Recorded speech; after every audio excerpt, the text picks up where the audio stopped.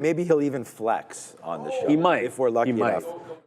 Maybe these guys will start flexing at some point. We'll give him extra beef stroganoff if he does. I think we've flexed the trades, so let's let these guys start to flex. Sharif's saying he's going to do it because I said it, but if you rewind, of course he's going to do it. They've actually done it every single day. So probably. Let's go over to the show right now. It's the Bash Bros. It's the Flex Brothers right now. Let's get going, guys. Show those muscles. Let's go.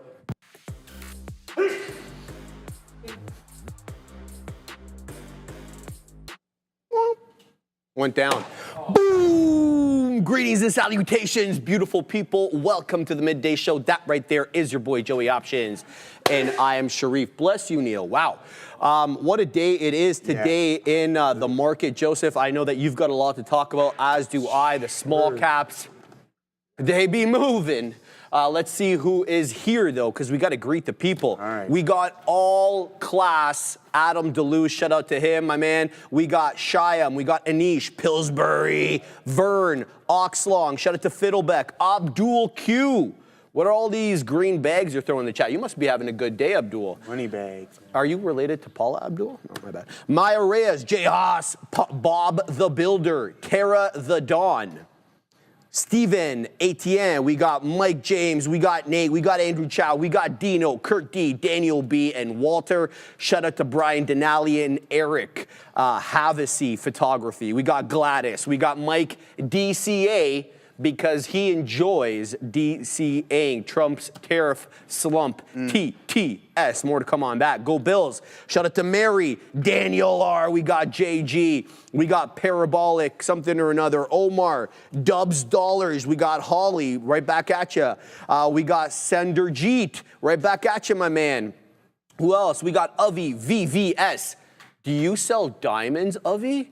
Haas. We got Charlie Card, Damo, Tyrone Hamilton. Shout out to my man Tyrone, All Things Trump, Julio. A couple more here. Green Day Dean. I like Green Days in every way. I like the band. I like Green Days personally here on the account. And shout out to one of my favorite people in the chat, Tisha Perkins, small cap gapper trader extraordinaire. Good morning, Joseph Wilson. What's going on? Yeah, all right, guys. Lots to talk about. That's right, this morning. I hope everyone's having a solid one. Yeah, so a lot going on here just in the trade world. You can see that we were long SOFI earlier in the day. We get stopped out, but once that wedge failed, we go short there, guys. So this one worked out pretty nice for us. And then I got stopped out break even, and sure enough, it's heading south of the price that I was looking for. 20 was the primary, but I didn't want to make this winning trade into a losing one there. So long, stopped out, in, holds VWAP relatively well. We add into this position, and then boom, boom, boom, we start to take some out, and then we get stopped out about 66% right there. So that's what we got going on. But then also, before we send it to Adara real quick, guys, we're in some Bitcoin. Why am I trading Bitcoin long right now? Well, this hammer candle, let's see if this comes into play here, guys. Excuse me, if that's the case, Sharif, we're looking for the volume-weighted average price. But Adara, talk to us. Yeah, so to let you guys know, Trump is hosting this cabinet meeting. Usually how these works is he and each of his cabinet members will talk about what they're doing, then they'll all take questions. Most of the questions are for Trump. This hasn't started yet. It was supposed to start at 11, but right now we just have, like, the stream is live, but it's just a view of the White House. Nothing's actually happening yet. I also want to mention here, we did get at 11 a.m. some inflation data here. I guess not massive, but just inflation expectation data coming from New York. So I'll go over that really quickly. So New York Fed inflation expectation 1 year is 3%, 3 year 3%, 5 year 2.6%. So that's the inflation expectation data. Also, keep an eye out here. Exit TTV Research. I have some posts planned today. Some of them tariff themed. I will keep you guys posted very soon. Back to you. Thank you very much for that, Adara. Sorry, go ahead. I know you had more to say. Yeah. One thing here, guys. So you can see we got a lot of support and resistance in this realm. So around 6170, we're going to probably have to take some off, the majority of it, even if we have the ability to get there. The market's relatively weak today, guys. Well, I shouldn't say that. It's pretty choppy, more or less, but 6170, you're going to see that coming as a resistance zone, was prior support, and now we've already rejected just below that specific level. So let's see if we can get this trade to work. As soon as we break the low of that candle, we're out of this trade. Even a little bit before that, Sharif, if we give it 61.55, that's only going to be about 7 cents or so. That's going to be the primary target, and that way we can hit a solid 4 or 5 to 1 on that front, Sharif. All right, man. I'm involved. Workhorse. What is this? 2020 all over again. Joseph, we'll get a car. We got to push it down the hill. Push it down the hill. Anybody who understands knows exactly what I'm talking about there. I don't understand. Wow, they pushed the car down the hill. Neil, was it Workhorse or Nicola that did that? Nicola, my bad. Potato. Thank you for verifying that, Neil. I didn't want to be incorrect. But anyway, Workhorse involved in this one. Already taken Prince to the high side. We're in at a little bit higher than the 10 exponential moving average. So I am getting in what I perceive to be no man's land, neither at volume weighted average price or the 10. But, you know, this one has been very strong on the day. It's up 67, 68%. There we go. We got a few more prints, and here it goes again. Right back into 3. I had a resting order, as you can see there, to defend the dollar, the volume weighted average price. It was basically the volume weighted average price or the 10 EMA, but now the 10 EMA is starting to get a little bit higher than VWAP. VWAP still, I think, showing me 76. The 10 EMA showing me 82.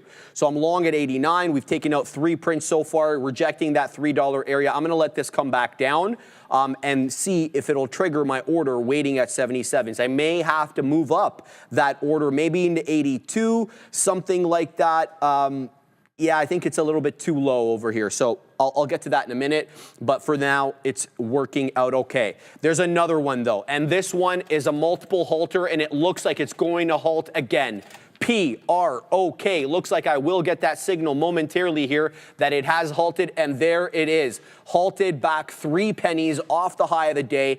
PROK is up an eye-watering 290.75%, and it is, quite frankly, look, at times, obviously, it gets extended away from the 10, off which I base whether it's extended or not. But oftentimes, it comes back in and defends the 10, and it did it over here on a 2-candle basis. So for 10 minutes, you had an opportunity to weasel in off the 10 exponential. And on top of that, it's a $2 name, meaning that if you've got a smaller account and you're looking at trading these small cap gappers, you can size in substantially here. Obviously, keeping risk management always at the fore. So I'm going to keep my eye on PROK. The only thing about this one is sometimes, you know, when they halt so many times, they do tend to become a little illiquid. So we'll see how that cookie crumbles there. I'm also looking at ZEPP. I won't say Z anymore, or maybe I will. It's back at that volume weighted average price at $6. It's got a 5-candle lower high setup, so I'm a little cautious with this one, but I do like the fact that it is finding support at VWAP. Also, MPU, another one that's strong on the day, up 45%.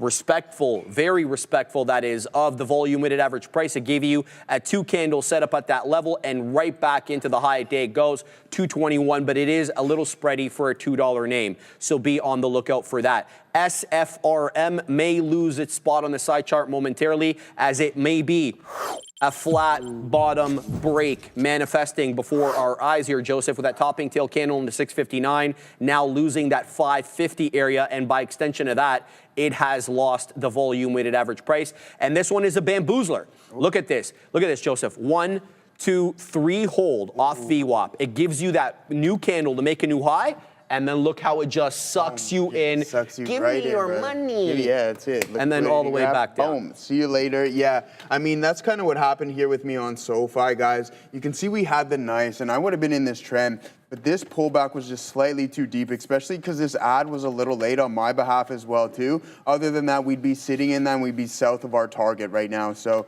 yeah, that was a really big missed opportunity on my front, but it is what it is. We'll take the winning trade. There's no questioning that. But SOFI, really, really weak off of that ascending wedge, guys, and now heading back towards the opening price. So there it is, SOFI working out for us, and Bitcoin, not so much there, Sir Sharif. So that's what I'm doing. I'm hyper-focused. I mentioned that I'm only going to give this 7 cents or so. So again, once 61.70 is where we're going to start taking some off. But until then, it's not looking too good. And also with NVDA, I'm going to start looking to fade some of these pops. We know we have that 160 call wall, and that's exactly what I'm looking at right now. We get anywhere north of this resistance, and I'm going to be looking to fade this with any indecision at extreme highs. So that's the game plan we have on a couple of these names. But let's go Bitcoin. VWAP would be honestly the perfect trade, and see if we can hold it from that. I do have some confidence in this signal right here, Sharif. Yes, sir. But the volume isn't necessarily supporting that. You can see those that buying pressure step right in at an extreme low after an engulfing candle, and then now we have that bottoming tail. So let's see if we can break through that, and that's the target that we're aiming for, is the volume weighted average price. But I think we have to be extremely patient here on this one. It might be more of a slow grind. If you get any more of some strength in the Nasdaq, hopefully that will be reciprocated in Bitcoin there, but it's still hovering around, not pulling back, which is not fun stuff. It is not very good. It's no good. Yeah, it's I no like good, I yeah. like people who reciprocate. I like stocks that reciprocate. Yeah, I like people who reciprocate. Right, who show the love I and- dislike non-reciprocators. Yeah, so you got to show the love. If I'm giving it love, it has to. Thank you for putting up with my crazy. Hey man, Yeah. me too, brother. You know what I mean? No, I'm crazy, bro. You're a level-headed guy. I wouldn't go that far. I wouldn't go that far. Joseph, I want to mention a couple of other small cap gappers that are making their way onto the scene today. This looks like a buy program here on GDXD. Something tells me this might have something to do with gold, just given the ticker and given that gold is weak on the day. Yes, it is a leveraged inverse performance of the gold miners. So that's why it makes sense. So gold is down 1 1/3% today. Peter Schiff is punching every wall he can get his hands on, or is he punching into more gold? I guess that's a question there. Shout out to Schiff, the Schiff monster, the Schiffmeister. GDXD looking real good here, Joseph, to the tune of 14.75%. Also another one, a holdover from yesterday, KNW. I remember we traded this one towards the end of the show, and today it's having yet another good day, about 34%. Joseph rejecting though off 398, essentially $4. But as you can see there, really holding the line, literally and figuratively, the green line, which is the 10 exponential moving average on the 5. So I'll be looking for something on that. KNW, BMNR is that psycho stock that we all know. Kind of bull flagging, but looking like it might flat bottom break through that volume weighted average price. I likely won't trade BMNR at all, but I kept it up there because I just anticipate you guys asking about it, so I want to be ready. Oh my goodness, goodness gracious. PROK is halted to the high side yet again. Joseph, if I can type, we'll load this up on a trading screen. Is it on the Nasdaq? Yes, it is. It is halted at $2.65 with the theoretical auction price out saying 250, 251. We'll have to see how this cookie crumbles. This is yet another up halt here on PROK. Traded carefully, guys. It is a little illiquid as a result of all the halts. So the one that we got in right now, Workhorse, doing real well here. We just wet the beak all the way up to the top of this candle at 305 or long 289. I still didn't get my dollar cost average at 282, but I'm also quite cognizant of the trouble WKHS is having at that $3 level, albeit it's got a high day of 325, but it barely spent any time up there. And looking at these candles over here, the ones that attempted the $3 break, they all had trouble. So I am on the lookout here for a possible failure of WKHS, hence why we scalped out through the break of 3. I'm still going to leave my dollar cost average at 277 live. I happen to like that level as it breaks right back down into my entry. So WKHS has a great day, but this one could be on the way down. Be careful with it. Go ahead, Era. I'm just really excited to announce here we have our first ever poll on X at TTV Research, and it is tariff themed. So we know Trump said over the next period of time we're going to be getting some tariff letters. Pretty unclear. How long do you guys think that'll be? Do you think we'll get these over the next 5 days, 1 week, 1 to 2 weeks, or until the August 1st deadline? Come vote on X at TTV Research. I will be dropping the link to this poll in our show chat. Make sure to check it out. Back to you.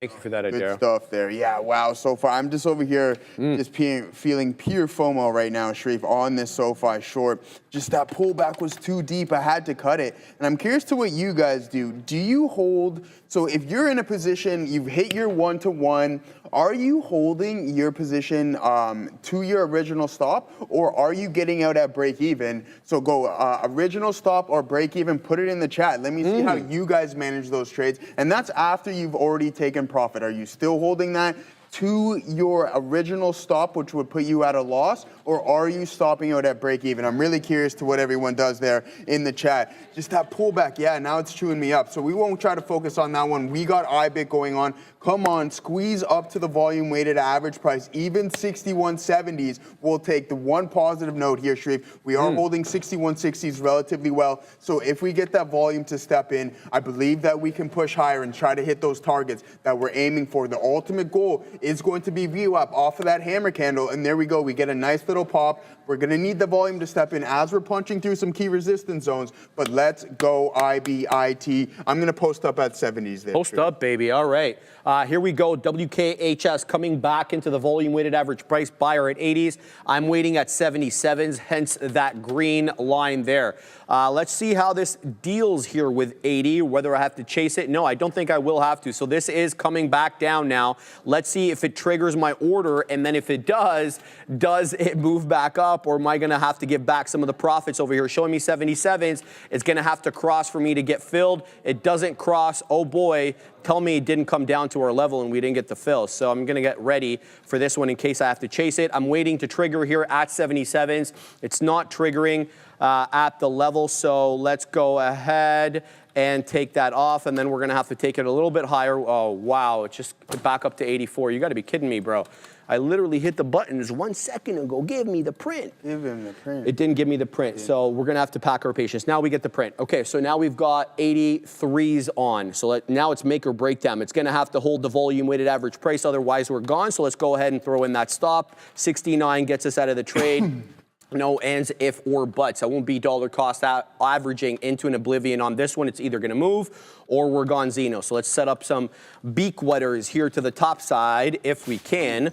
Let's set up at 87s, and then we'll also layer into the 90s as well. So looking for workhorse to find some support and buying at the volume weighted average price. If it's not, then we're out of this position. I'm also looking at KNW, as I mentioned earlier, looking for this one to pull into the 10 exponential moving average on the 5 before I send a buy order. That's a little bit below 380, so give or take 2 pennies at around 378, 375. I would say the money fills are in between the 10 and the 20 if that were accurate on this one. It's not. This one has been respecting, looks like, at least on the day, the 10 exponential moving average on the 5 strictly. Okay, PROK is open. It's going to halt again to the high side. 284 is the halt level. This thing is up 300 and okay, so it was a false halt there. Let's go to the trading screen so we can see, because it did look like it was going to halt. Here it is again. 284 is going to be the halt level, 368.25%. Let's see if we get a few more seconds of this before we get the gray out on the level 2. It looks like it will gray out now on the level 2. Big moves up here for PROK, but trade it carefully. How many shares has this done? Okay, so it's done shares, Joseph, even though it's halting to no end. It's got about 220 million, a little bit less than 220 million shares. So to give you the idea, you often see, myself and Joseph in these positions, but the real way to trade these small cap gappers that are $2 and $3 is to take substantial size for smaller moves, okay? And so that's what we're talking about here. You're getting a nice little bump up from the first halt level at around 265. Now you're halted at 284. So about 19 pennies higher. But if you had 15, 20,000 shares of this name, and I submit to you, you could have less than a $50,000 trading account and be able to pull something like that. But again, you've got to exercise risk management. That's a substantial amount of money to make very, very quickly. So be on the lookout for the possibilities as well as the risks, Joseph, always, because these small cap gappers, as we always joke around on this desk, are around for a good time, not a long time. Exactly. So yeah, guys, we were just knocking on the door. It didn't give me the fill. It went to a high of around 69, and then sure enough comes right up against me here. So yeah, it looks like the market wants to curl over. I want to short some NVDA. I'm going to start really small on the short with NVDA just to see if we can get that cooking, because it's been a choppy mess throughout the session, and it looks like we're forming these lower highs continuously. So let's see if we can get a rejection of this downtrend right here, guys. So that's the game plan. And also our risk measures on IBIT are really, really tight now. I'm not giving it much room, because if the market wants to sell, I don't want to be going against it whatsoever. So we already took a stab on it, and there it goes. A couple more pennies, and we're going to hop out of this trade for just a small loss. Yeah, there it is. I'm out. It didn't want to go. See you later. You don't want to work, then that's fine. We'll find something else to trade, Sharif, that's going to work for us. But that was a really good signal. It's unfortunate that we couldn't break those specific levels. Now we're short NVDA to see if we can get this one cooking. We have that SOFI trade that worked out really well. It's unfortunate that we didn't hold on to that one longer, but we're going to most definitely be looking for this breakdown here in NVDA. As long as we don't break this trend, I believe that we have the ability to add into this position and continuously sell. Well, why are we shorting NVDA?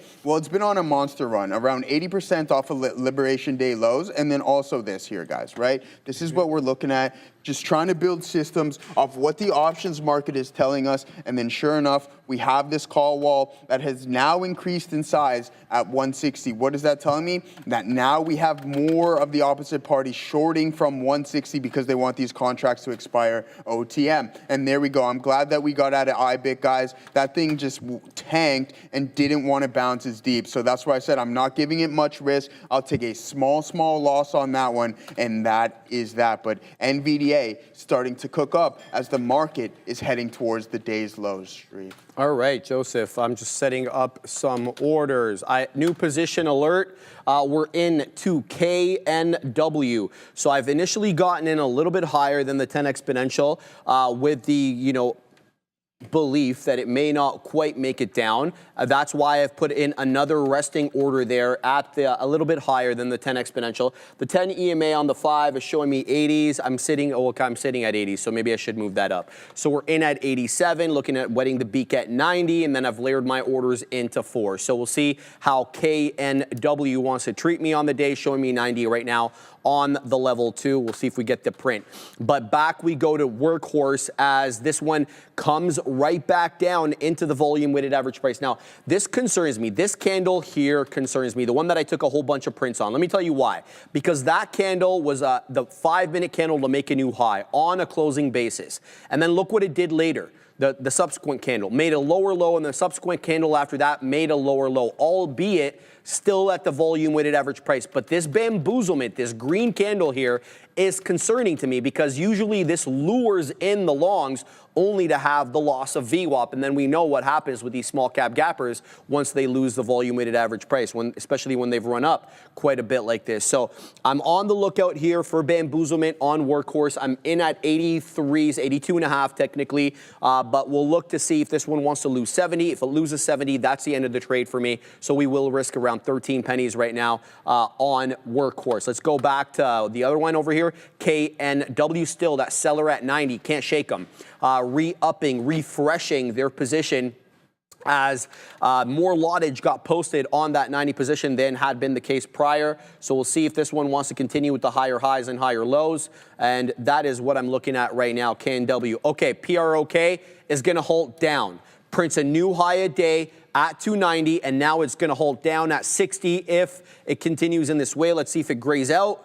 It looks like it will be a gray out here with that 260, the halt level, the top. I don't know why the top showed up super quick, showing me 247s, 249s, 250s. So we are, at least for the moment, slated to open down on PROK. This is the strongest gapper or small cap gapper in the market right now, up 328%.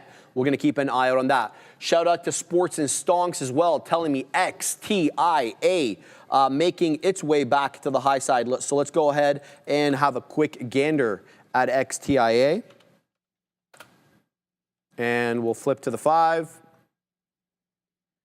Yeah, so this one is not bad. It's got 1.87 million shares traded on the day, which is not too bad, but it is a little light for a $2 name, not gonna lie. I do like the chart pattern extended away from that 10 EMA on the 5. I'd like this, I'd really like it for a $2 retracement. But, knowing that this hasn't even moved up that much, so a $2 retracement, could be a little bit heavy on this one. XTIA, I'm gonna keep this on the side chart. We're gonna have to take probably BNMR or ZEPP off. But yeah, this one looks like it, especially if it gets going here with some volume, then this one could be a good one. But for the moment, I'm going to pack my patience on this. Trade to Thrive. Check out BTCS. Sure. Also, John Del Segno says, Goog panic flushing. Yeah, Google's down 2%, bro.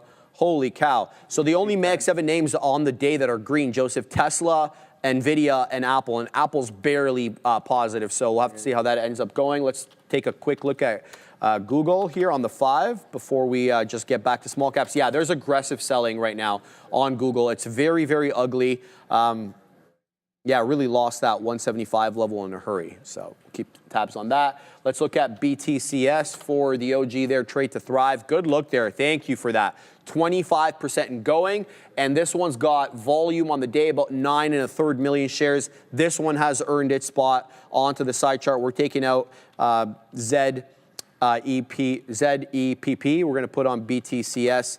That one looks good here, Joseph. Yeah, good luck there, guys. All right, yeah, we're not getting this breakdown on NVDA right now. I mean, you can see this triangle forming these higher lows. So now we're north of the volume-weighted average price. I'm just going to hop out of this trade. I added aggressively to this, so I'm going to take a bigger loss than what I wanted to on it. Just not getting those breakdowns. So I'm just going to sit on my hands. If we stop out here, then I'll just sit on my hands for a little bit and wait for something really some quality setup. So I thought we were going to get that breakdown. It looked like it. Price was compressing. The market was heading toward the lows. And then sure enough, you get a nice little cover rally. And it looks like it's going to just do a liquidity grab and then grab everybody north of this little resistance. And then maybe we can look for a reshort on that one. So yeah, unfortunately, that didn't work. My apologies on that front. Bitcoin's still holding up relatively nice, but Google tanking aggressively here, guys. I mean, I thought the market would be selling a little bit more aggressive, but you have the likes of Tesla forming this bull flag as well, too. I wasn't even looking at it this morning, guys.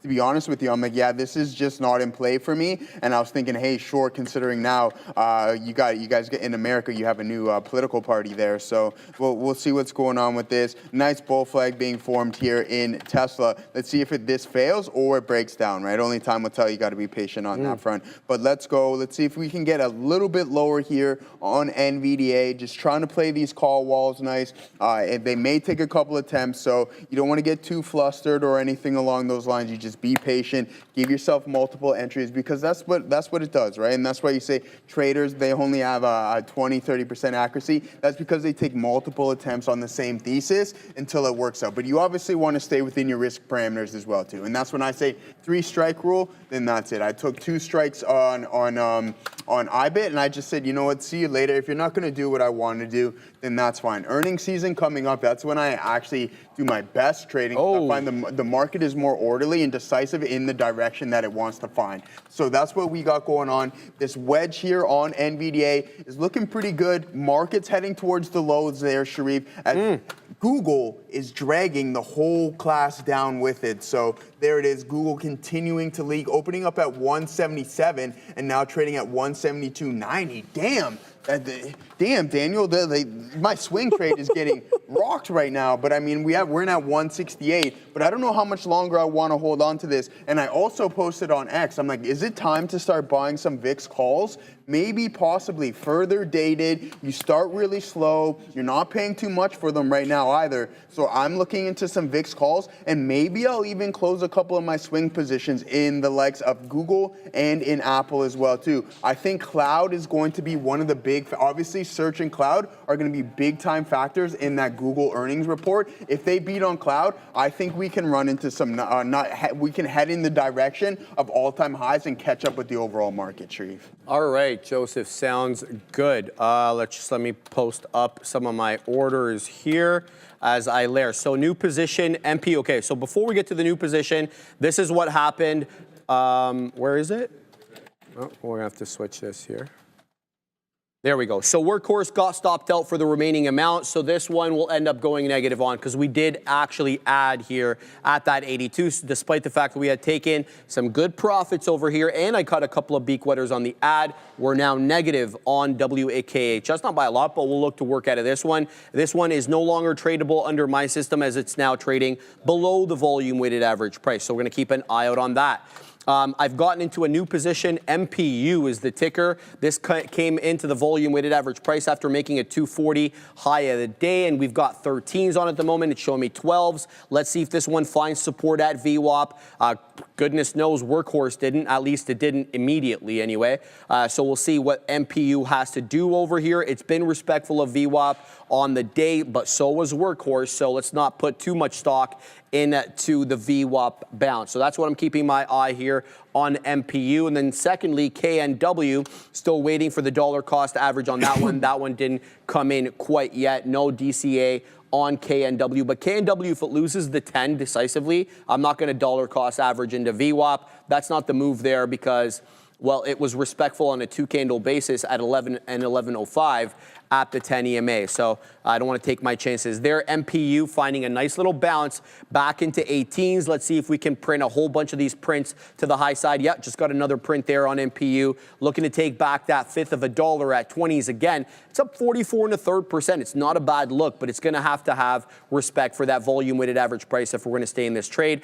Anything below 2 gets me out. Shout out to Tisha and shout out to Manuel Palma bringing, I'll say it properly, ZVSA onto the scene over here. So this one has a pre-market high here that concerns me. So that 8 a.m. spike is a real spike on real volume. 11.7 million shares took place or were exchanged here on that 8 a.m. spike. And the high of that 8 a.m. spike is $1.23. The technical high of the day, no surprise, 122. So we still haven't taken out the pre-market high, but that's all that this one needs. It's above VWAP, it's above $1, but this one is putting in what could be a gnarly double top at this $1.23, $1.22. So let's see if we can take out the pre-market high. If we do, I'll feel a lot more confident punching into this one, Joseph. Gonna keep my eye out on that. Absolutely. Good luck there, guys. So yeah, we're still sitting in these two trades. I am now long some Tesla here via TSLL.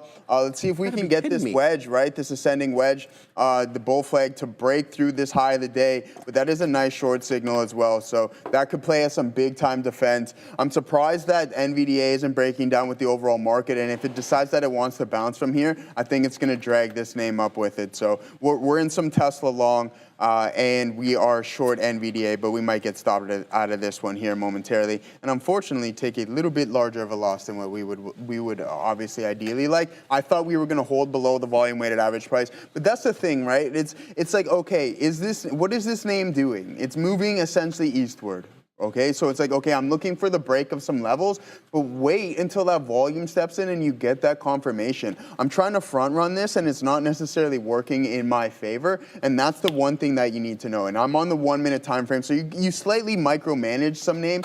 But again, you sit on top of this, it's just like, all right, you got to get out just in case the buy program kicks in, the volume kicks in, and then you break through some of these pre-market levels, and then there you go. You're taking a much bigger loss than what you want. So that's why it's really important to just get out when you are supposed to. So that is the name of the game. Amazon smoked your long today. Yeah, I hear you. That wasn't good news. AWS Prime Day down 14% year over year. Not the best look, and nor is this short here on NVDA.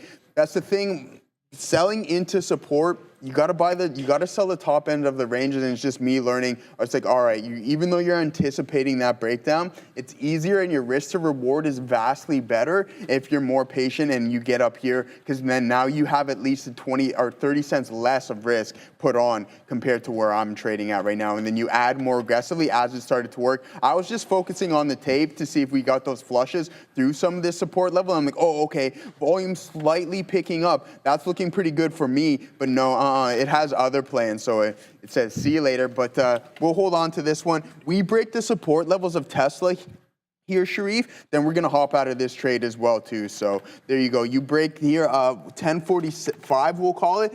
It breaks that, holds that level, then we'll just hop out of Tesla as well, too. Oh, yeah. So, all right. So so here's what happened. MPU, this is a tough start to the day, man. So MPU, take a couple of prints. It loses VWAP. So that's now Workhorse and MPU, both of which have not had respect for VWAP midday, despite having respect for VWAP basically the entire morning. So MPU, NL, Workhorse, NL. Let's keep focus and see if we can continue moving up on some of these other ones. So I'm looking at working in the ZVSA, but I'm going to pack my patience on that one. I see it's a little extended off that. And besides, I wanted to take out the pre-market high. So that's number one. Number two, BTCS worked into this one. This one looks like it might want to take out that $0.50, but there is a seller here at the $0.50. So we've got a 355 high, and it definitely looks like we encountered a lot of selling basically all morning at the $0.50. Over here, right at 835, then again at 950, and then we're doing it again right now. There we go. We get the print at the $0.50, but let's see if this one can spike up and get away from that $0.50. So BTCS in focus. This is a blockchain technology company. It's a $73 million market cap, a little bit less than 10 million shares traded on the day, about 9 3/4. And then the short float on BTCS, about 8.45%, with a float of around 16.88 million shares. So not a bad short float there. Certainly something that we can work with, about 8.5%. KNW, the other trade we've got on, this one is losing the 10 though. So we're going to have to see if it loses 70 pennies. That's where my out is, right below that 70 penny area. So KNW, another one breaking down. But let's go back to ZVSA over here. As it is working its way back into that 120 area. Again, 123 is the pre-market high. 122 is the actual high, and there is a seller of note at 122. There it goes. It is now taken out the pre-market high with $1.28. Let's see, though, does this one lure us in only to have the selling step in once we take out that pre-market high? Let's not get bamboozled into this one. Let it prove itself. So again, still having trouble generally with that $1.20. Can't seem to clear it, despite the fact that it spiked up to 128. So packing my patience here on ZVSA. Very interested in, but don't want to be bamboozled. Now, something maybe around that $1.10 maybe would make sense, because look at all these defends here at that $1.10. We know that there's been a buyer around there. You got 3 candles on the 5 that had defended that $1.10. So possibly maybe wait with a resting order, a $1.13, a $1.12, something in and around that level to get the money fill. I think that's exactly what I'm going to do, with a loss of that $1.05 getting me out of the trade. So we're going to go ahead and post up. I'm going to wait at 12s. Let's see if it gives me 12s. Right now, it's back up into that 20, 21 penny area. We'll pack our patience on that one. Let's look back here at the other one. Where is that? BTCS, excuse me. A couple of more prints to the high side there, but still having trouble with the 50 penny level on a closing basis. BTCS, Joseph, at day's high, but having some trouble. Yep, absolutely, guys. All right, so we're just trying to diamond hands this NVDA trade. So that's what we got cooking up. Still sitting in this Tesla long. We're at the lower end of the range, so we won't complain about that. We're positioned relatively well. Now it's just eyes all on NVDA. What are we going to do? Are we going to break the top side of this wedge, or are we going to break down? So yeah, it's a game of patience right now to see if you can hold on to get that move that you're looking for. But if the market wants to rally, then you just got to get out of that trade and accept the trade's fate. That is. So yeah, just moving eastward here, Sharif, on NVDA. Just a lot of up and around VWAP and ebbs and flows around that neck of the woods. But we're still in this TSLL. We've added to this position as well, too. So if we get that breach of the high of the day, that's going to be the primary target. We'll take the majority of the position off and leave a little bit of a runner. After a big winning trade, the poll is up. We got a poll up for you guys. After a big winning trade, what's your next move? Roll the profits into a next one, take a break, cash out some of the portfolio, one and done. I didn't see the last one there, but that's okay. So for me personally, if I have a big winner, I'll risk whatever. So say you win so say you have a swing trade, it's like $1,000. You take that home. It's like, all right, I'll risk another 20% of that profit. No worries. And then if not, you still walk away with $800. And the same thing from an intraday trade. If you have a solid trade, just leave a percentage metric. Say, hey, I'm willing to risk that. And then if you make more money, then congratulations. But if you lose that, you still get to walk away with the majority of your profit. And I think that's a big, big skill in trading here. But let's go. Slowly starting to head towards my entry price here on NVDA. That's working out. Tesla's still struggling here, Sharif, but just looking for the continuation in the trend that we've seen this morning. A nice breakup through volume, through the volume weighted average price, but the volume profile is slowly starting to cool off, and we want to see it pick up as we start to head towards this high of the day, but just keep an eye out for this hammer candle right here. All right, BTCS taking out day's high here at 55, taking out that 54 high. It's not rocketing up, guys, so that that 8.5% short float not really coming or not assisting the move quite yet. Let's set up some more beak wetters because we don't even have any posted there. So if this one does price ascend, we won't be on the receiving end of any of these. And boom, right up into another high of day into 359 goes BTCS as Packer patience on that. Let that one cook. We've already set up on that one. Now what I really want to focus on is whether there's a trade to be had here on ZVSA. Okay, so we just, as I mentioned, printed another high at $1.28. I saw the money fills here possibly at $1.12. That may no longer be the case. So here's my thinking. I think I'm going to weasel into a small position and allow the 112 order to fill if it does come down there. I'm just watching here to see whether this one wants to come back into that $1.10 range and get filled. Because if I don't have to punch in at a higher level, then why would I? So there's a lot of selling right now. 115, there seems to be a buyer here refreshing their position. Let me just keep an eye out on this one. On the top screen, I've got the 5-second chart up on the top screen over here. So there is certainly support at that $1.11, and there has been a lot of support going back to about 11:20. So 20 minutes of support. Here's that 113 area. We're waiting at 112 where the players dwell. Let's see if it wants us to come down there and give us the print. There's basically a buyer at every level, but currently the seller's outdueling said buyers. I'm just going to punch in here because, well, you know, you never really know if you're going to get it. So I'm going to go ahead and punch in, cancel that one. So now we've got 14s on at the moment. So let's layer these orders, Joseph, and see if we can get a nice pop back up. There it is. There's the first one there. We'll get the 16 print. Let's go ahead and wait a little bit higher, see if this one wants to work back. But look at what BTCS is doing. Wow. Taking out all my orders there into a new high a day, Joseph, at 63s. There it is again into the high of the day. This one is squeezing. Don't forget, 8.5% short float on this monster. So this one could squeeze. We'll have to see if it does or doesn't. BTCS in focus. Let's keep an eye out though on ZVSA as I just got into that one, Joseph. Yeah, good look there. All right. Yeah, so you can just see the continuous defense here, and this is what a choppy tape looks like, guys. I mentioned to you before, if you're really looking to learn how to read the tape, by no means am I any form of an expert at it, but what you want to do is you want to go find a stock that breaks up, trends higher in the morning, you want to find a stock that breaks down, and then you want to find a stock that moves sideways, and that's going to help you decipher really what's going on in the tape and what the time and sales is telling you. And you can see we just have continuous flushes on the bid, and then sure enough, you head into the support, and then it's defended on the ask. And you can see that and then now it's reflected in the choppy price action, all right? So just if you're really looking to hone in on that tape reading skill, I think that's a really, really big lesson that I learned. And I'm like, hey, how am I gonna get better at this? Sorry, Adair, one moment. And I'm like, oh, okay, I have a good idea. Let me watch for my specific setup what the tape looks like when I am right, and then what does it look like when I'm wrong or when something breaks up and breaks down. Adair, what do you got for us? I'll let you guys know this cabinet meeting that was set to start at 11 a.m. as far as I can tell has not begun yet. I have 2 streams tracking this. Neither of them have any footage of the event. We're just waiting for that. So just wanted to keep you guys updated. I will, of course, give you updates when I have them. We're also keeping an eye keenly here on Truth Social because Donald Trump has alluded to posting these tariff updates on Truth Social over the next short period of time. Not super clear how long that is. He said it'll be today, tomorrow, and over the next period of time. So again, the deadline there is going to be a hard August 1st. Let's see what we get coming in before that point. Just to give you guys a little quick update is how we're doing over here. Back to you. That's a nice big move, though. You know? It is a big move. You know what I mean? That's a big move. It's a big move. All right, guys, BTCS is moving nicely over here into the high. I think it's got a 77 high. We just wet the beak there at 76. That's the good news. Let's see if it wants to break 80. I'm waiting at 80, and then I've got nothing posted above that. So let's go ahead and then wait also at 85.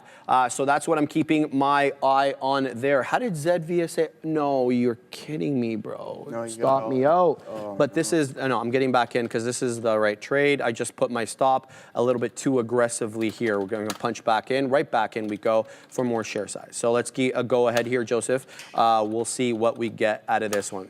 Good look. Yeah, good look there, guys. All right, so we're slowly starting to get the breakdown. I think if we do crack some of these levels, you'll see a nice clean flush, but you just have to be able to be in the trade. And also, if it takes a little bit longer to break down, I wouldn't be surprised if you get a liquidity grab to the top side. It stops a bunch of the defenders out and then moves a little bit lower. So we're keeping our eyes on that. Right now, it's looking like a failed bull flag here on Tesla as we head into this support level. So that's not too good of a look.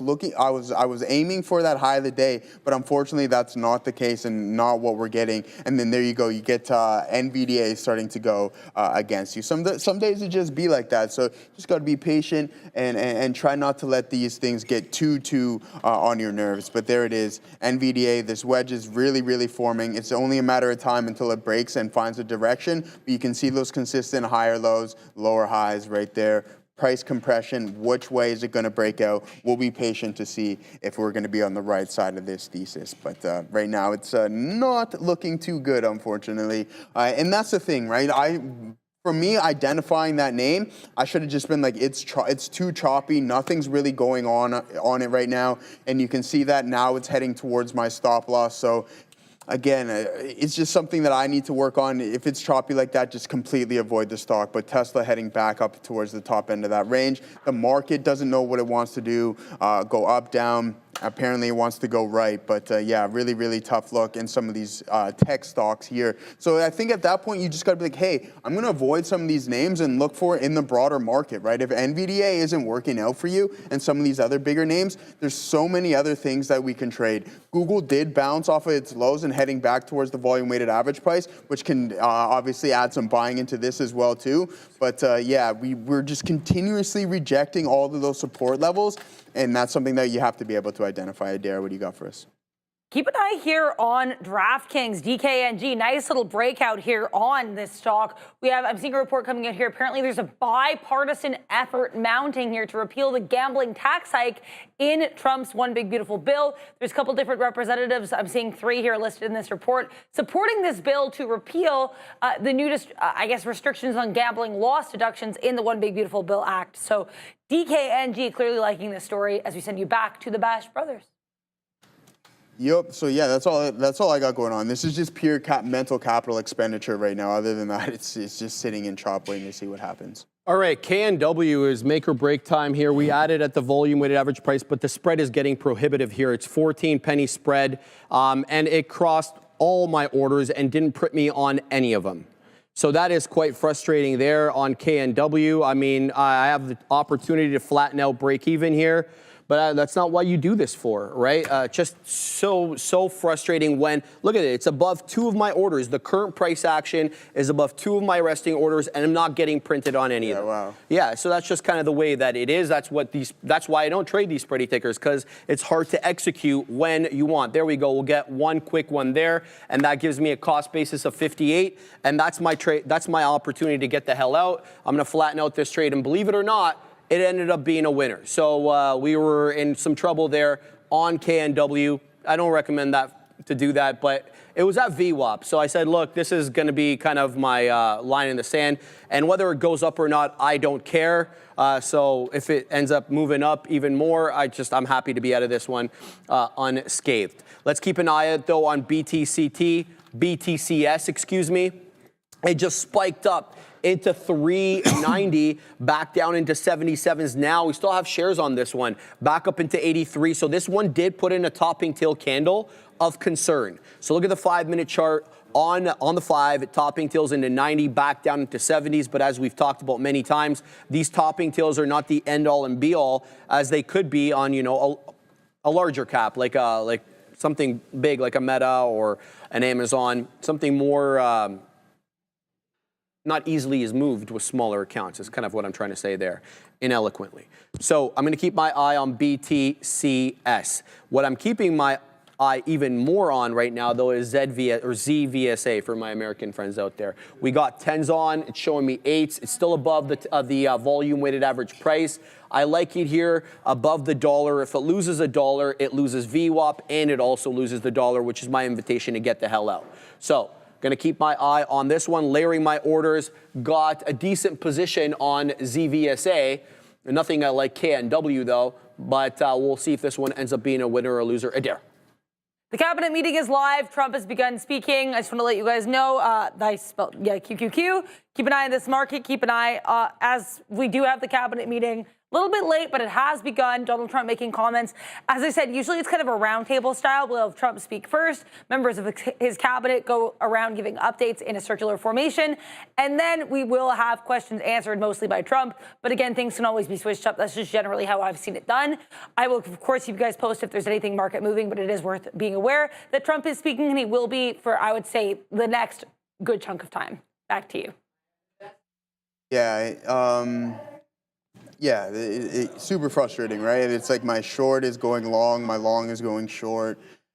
Really, really frustrating stuff here. So I'm not going to get caught up in what's going on here with NVDA. It's just so choppy until volume steps in.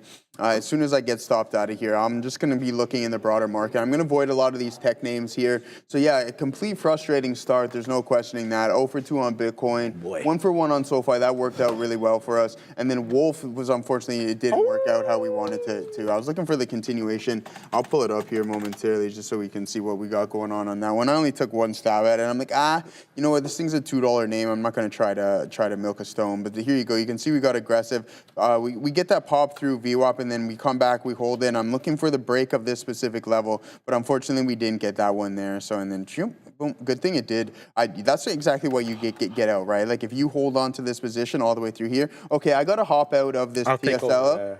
Pardon me? I can take over if you'd like. No, I'm out. Yeah, I just hopped out of Tesla. That wedge failed, so that's okay. You can see this one here. I don't know what that is. Oh, okay. Oh, partial fails, I guess, there. All right, so yeah, we're all out of this TSLL. That wedge didn't come into play, that bull flag, and then now we got NVDA starting to come back in. So we'll just continue to hold on to things that are working for us. If the market wants to sell off, we're positioned relatively well here in NVDA Street. Okay, everybody's talking about SRFM as well as they should be. Thank you, Moshe. Thank you, Sports and Stonks. Both of you guys mentioning that one. What a beauty this one was. I almost took this one off the side chart, boys, and the reason is we had a topping tail candle of note, lost VWAP, and didn't lose it by a couple of pennies, shekels, or whatever other smaller currency you're using. No, we lost it by a little bit, man. A VWAP there was about 5 2/3. We went all the way down. We lost 550. We went down into the 530s. But here we go again. 643 on a 659 high. This is the highest we've closed. If we close up here, there's 2 more minutes left on this 5-minute candle. You can certainly see there was a seller of note at the $0.25 last time around, even though this got to 59s, because both the closing and the opening print of this green and red candle there at 1020 and 1025 closed below that 630 area, around 627. So I kind of feel like maybe there was a seller gauging the $0.25. But look at ZVSA into the high side, Joseph Wilson. We'll take out the prints there. So we'll see if this one wants to continue to go. Let's go because we should got shares on here. Let's take out some more. And I don't have any orders waiting there, so we'll go at 1s, we'll go at 3s. There it goes. There it goes into 1s. There it goes into 2s. Can we get 3s? Let's layer at 6 as well. I'm talking about 26, 24. So let's see if this one can take out the high of the day. As I mentioned, the HOD is 28. So we're a few measly pennies away from that high a day. Let's see if this one wants to take out the top there. It's up 80 some odd %. We got 10s on here, but hopefully that'll adjust as we exhaust the older batch of shares that we bought, and then it'll show the newer shares there that we got at a lower price. So we'll see what this one wants to do. So seller here instituting a newer sell order at 20, gets taken out. 21's back in focus.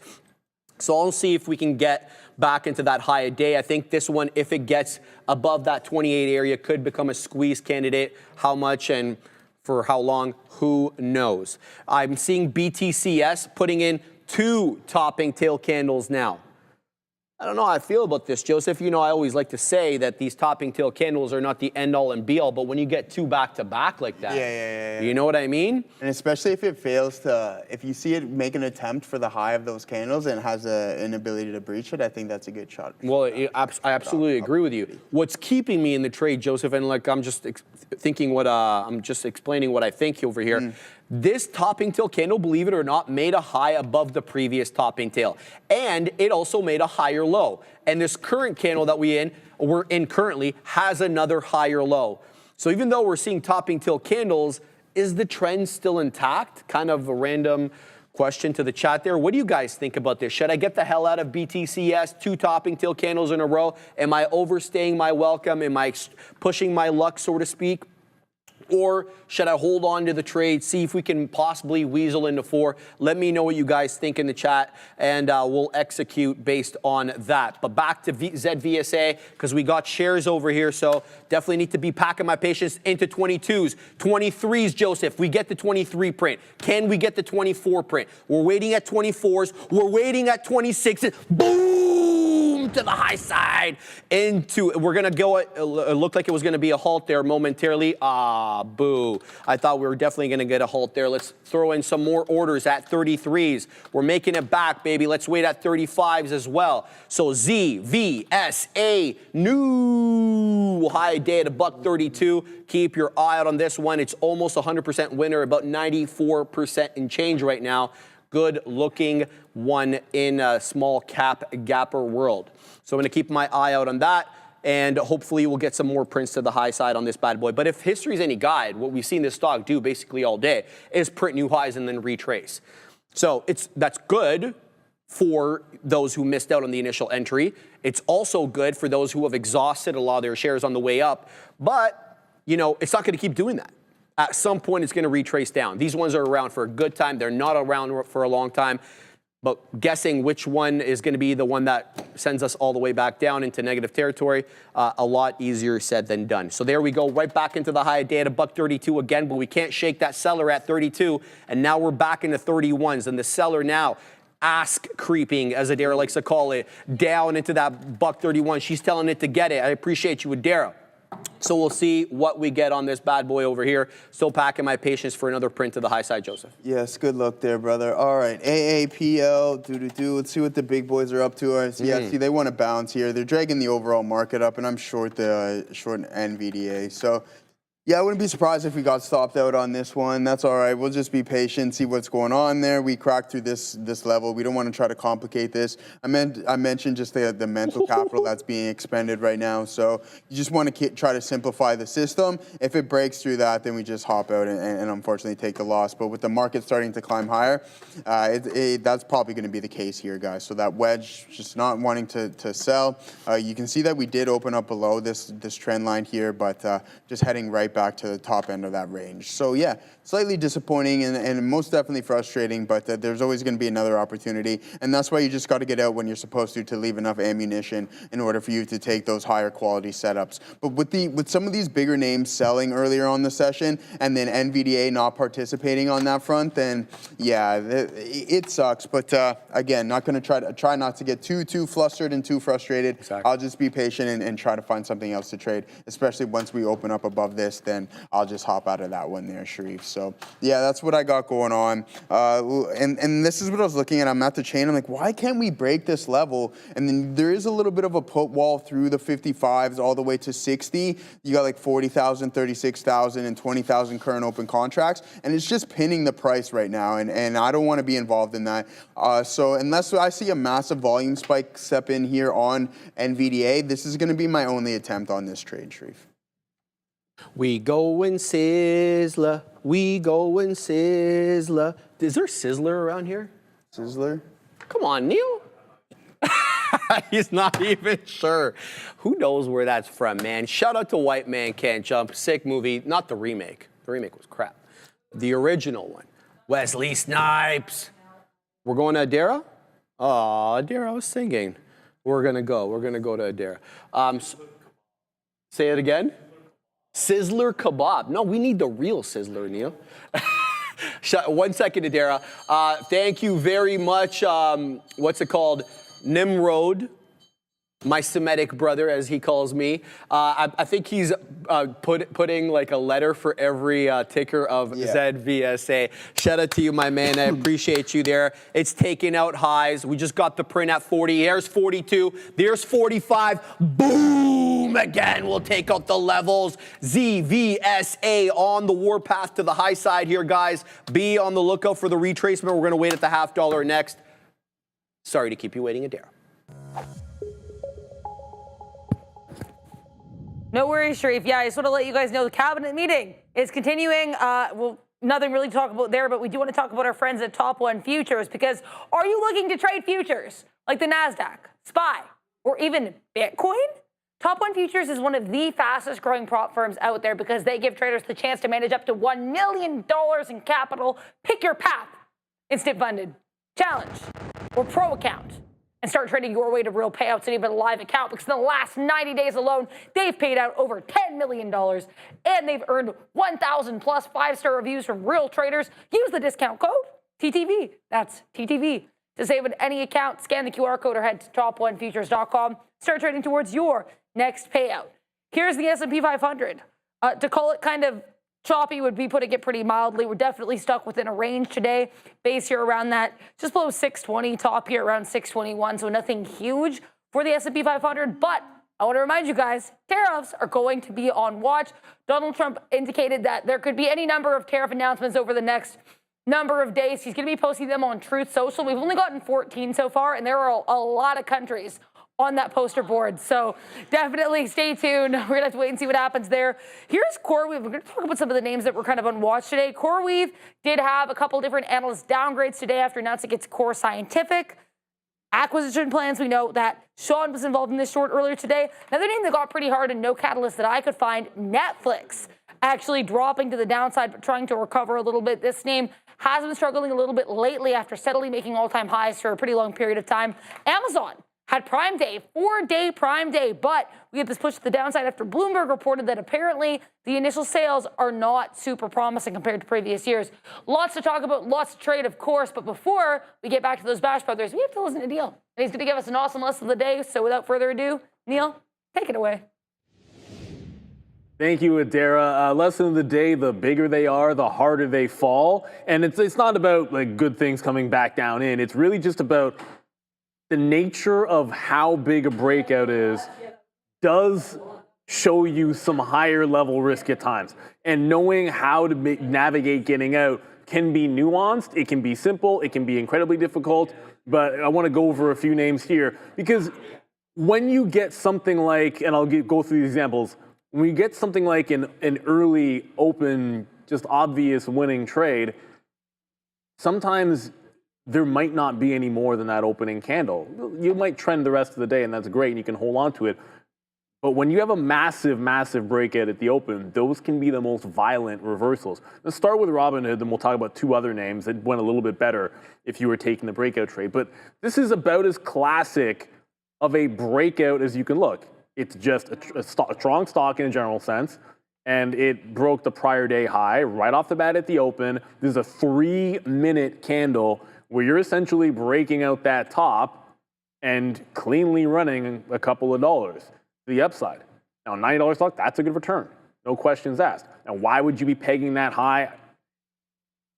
I can't tell you that it's incredibly obvious, but into 100 the day before rejected just a bit above 98. And when it did reject 100, you go back over here, you look at, we like closes more than opens. You had a close at the 98 level. So there's some reason to think that that could be a little bit toppish on Robinhood, or at least looking for the out there. But what's crazy about this is when it goes back through the previous day top, there's just nothing about this that screams continuation. Like, it goes instantly as bearish as possible. There are some times when your only option is to take the breakout, have your stop, and there's nothing doing. Take whatever you out and can into front of resistance, but it's like it breaks down past your breakout or past your stop, and there is nothing left to do. There is no, oh, it looks like it could be a long again somewhere. No, no point. It's a complete failure of the breakout almost as fast as it went up. It could barely hold on the second bounce, and there's not much you can do with this. You're just going to be a one and done. There are other situations where you might have a little bit, it could end up breaking down, but you might have a little bit more of a chance. Now, SOFI, your best candle, again, straight $20 even breakout trade, and your best move is off the open. It's the first candle, first set of candles, almost exactly the same thing. Now, the only difference here is after that crazy open move, it does settle down for a little bit of a trend trade. off the volume weighted average price, off $20.50, which is sort of an obvious round dollar number. If it's a round dollar break at 20 and it holds 20.5, why not? But just like Robinhood, once that breaks, bye-bye. It's just trend down. So it holds up a little bit longer. You had to find, there was no continuation play in Robinhood, but SoFi gave you one off the 20.5. Now, if you got it the first time and not just the second and third, like myself, maybe you do a little bit better. Could have done better if I had this one and not just those two.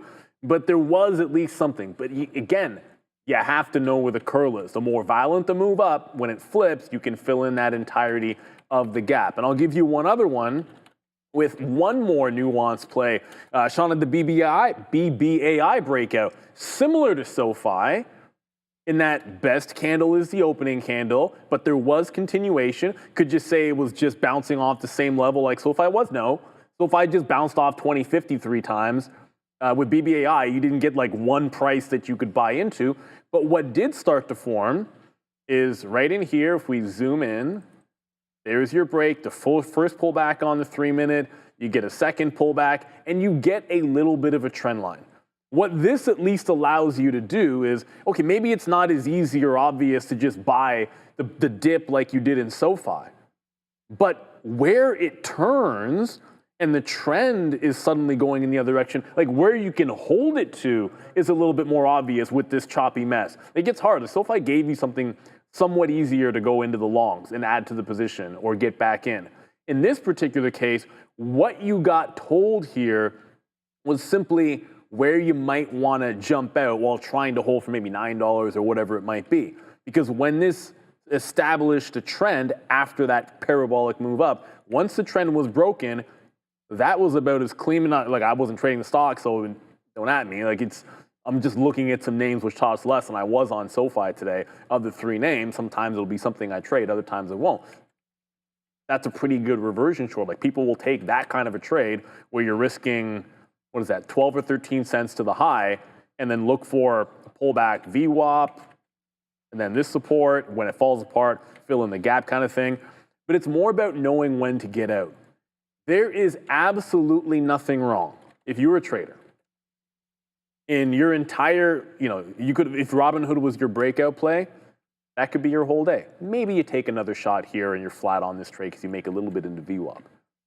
Or on SoFi, like maybe you get the breakout and that's your whole day there. You don't really do anything. You don't add to it. There's nothing wrong with that. But what you don't want to happen is you don't get the profit on the move up and then you hold too much when clearly the open was the best opportunity, and then it breaks that trend or breaks that higher support, and you don't want to be holding on to your position when that happens. Not in BBAI, not in SoFi, and I will grant you on Robinhood, that's a determination that you have to make right away.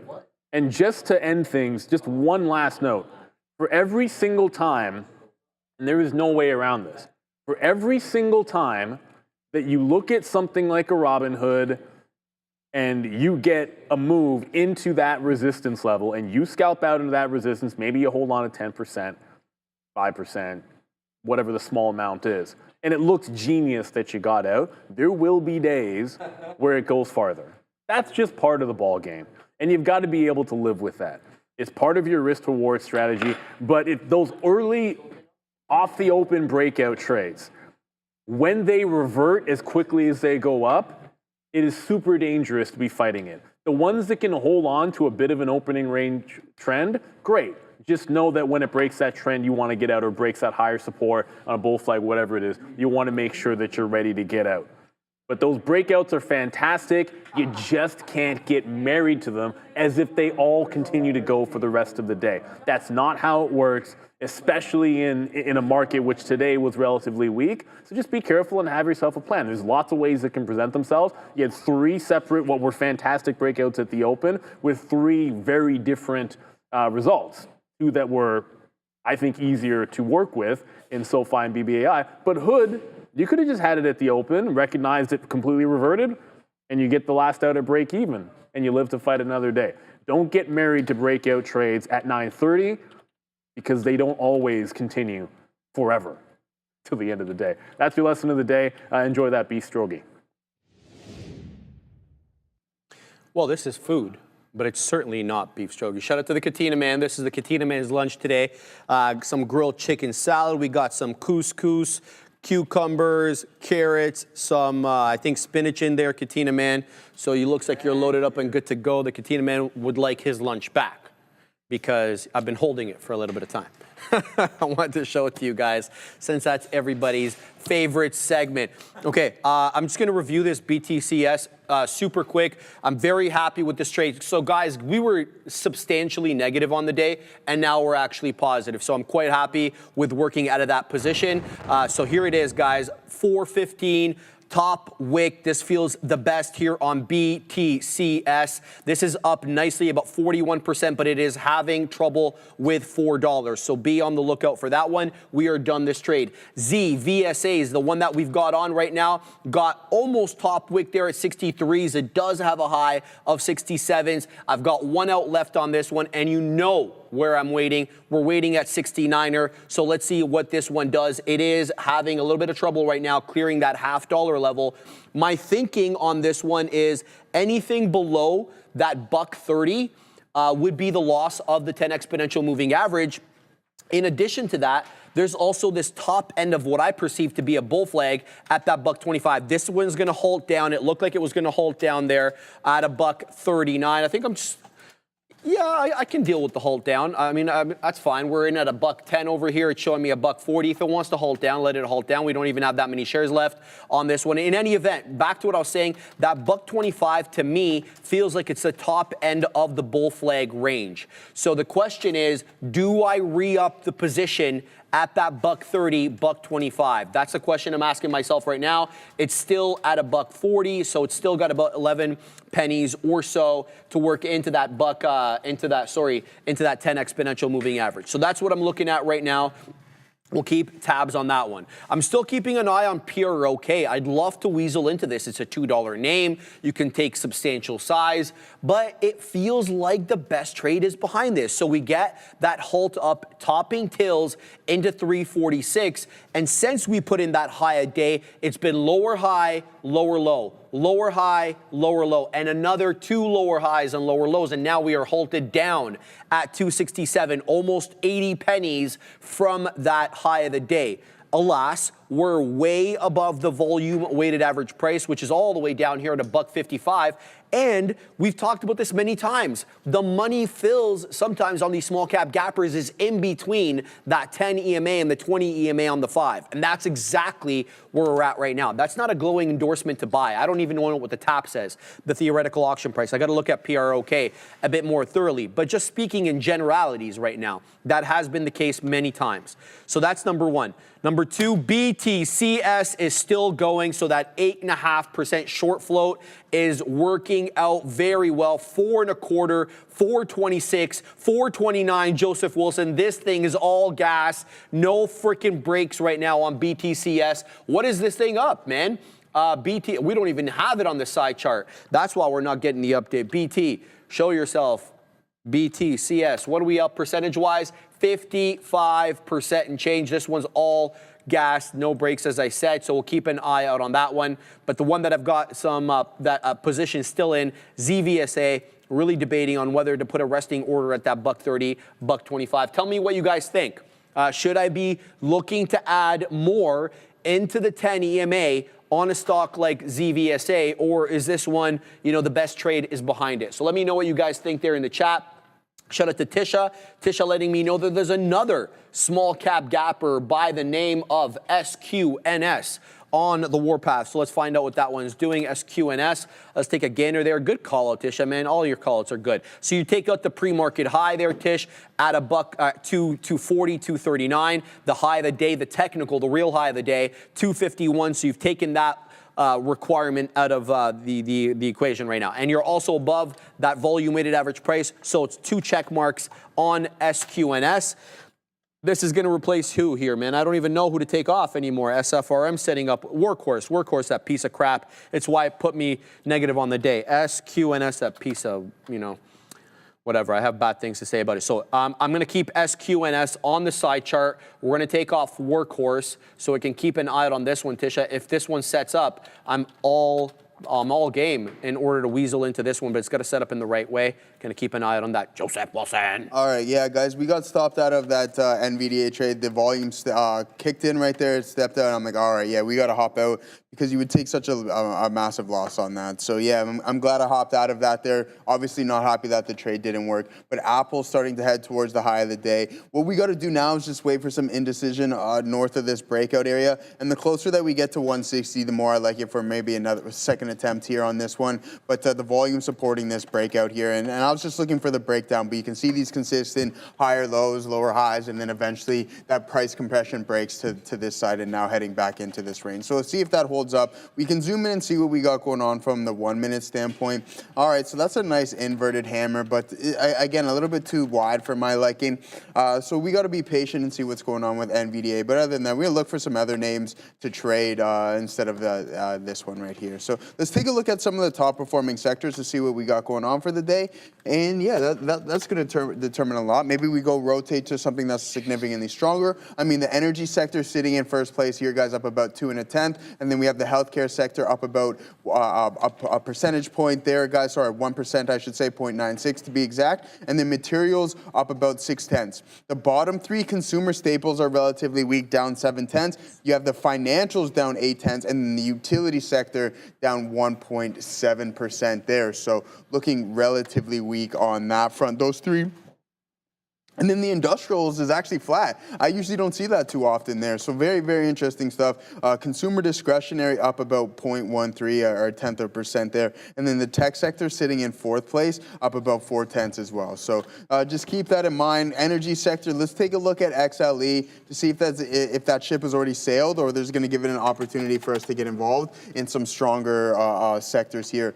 Yeah, see, that's the thing. By the time you recognize that they're this strong, the move's already been done, right? So, and I'm not going to chase it all the way up here. You got to risk the volume-weighted average price, and that's just too much of a risk to reward right there. And then you would essentially need a 2-to-1 in order to make that profitable. So, XLE kind of a rough one. We'll take a look at XLV. I know we don't usually trade too many healthcare stocks here, but there it is, holding up VWAP, nice. I'm not going to chase this either, to be honest with you, because it looks like it can break down. But those support levels right around 135.48, looking really, really good.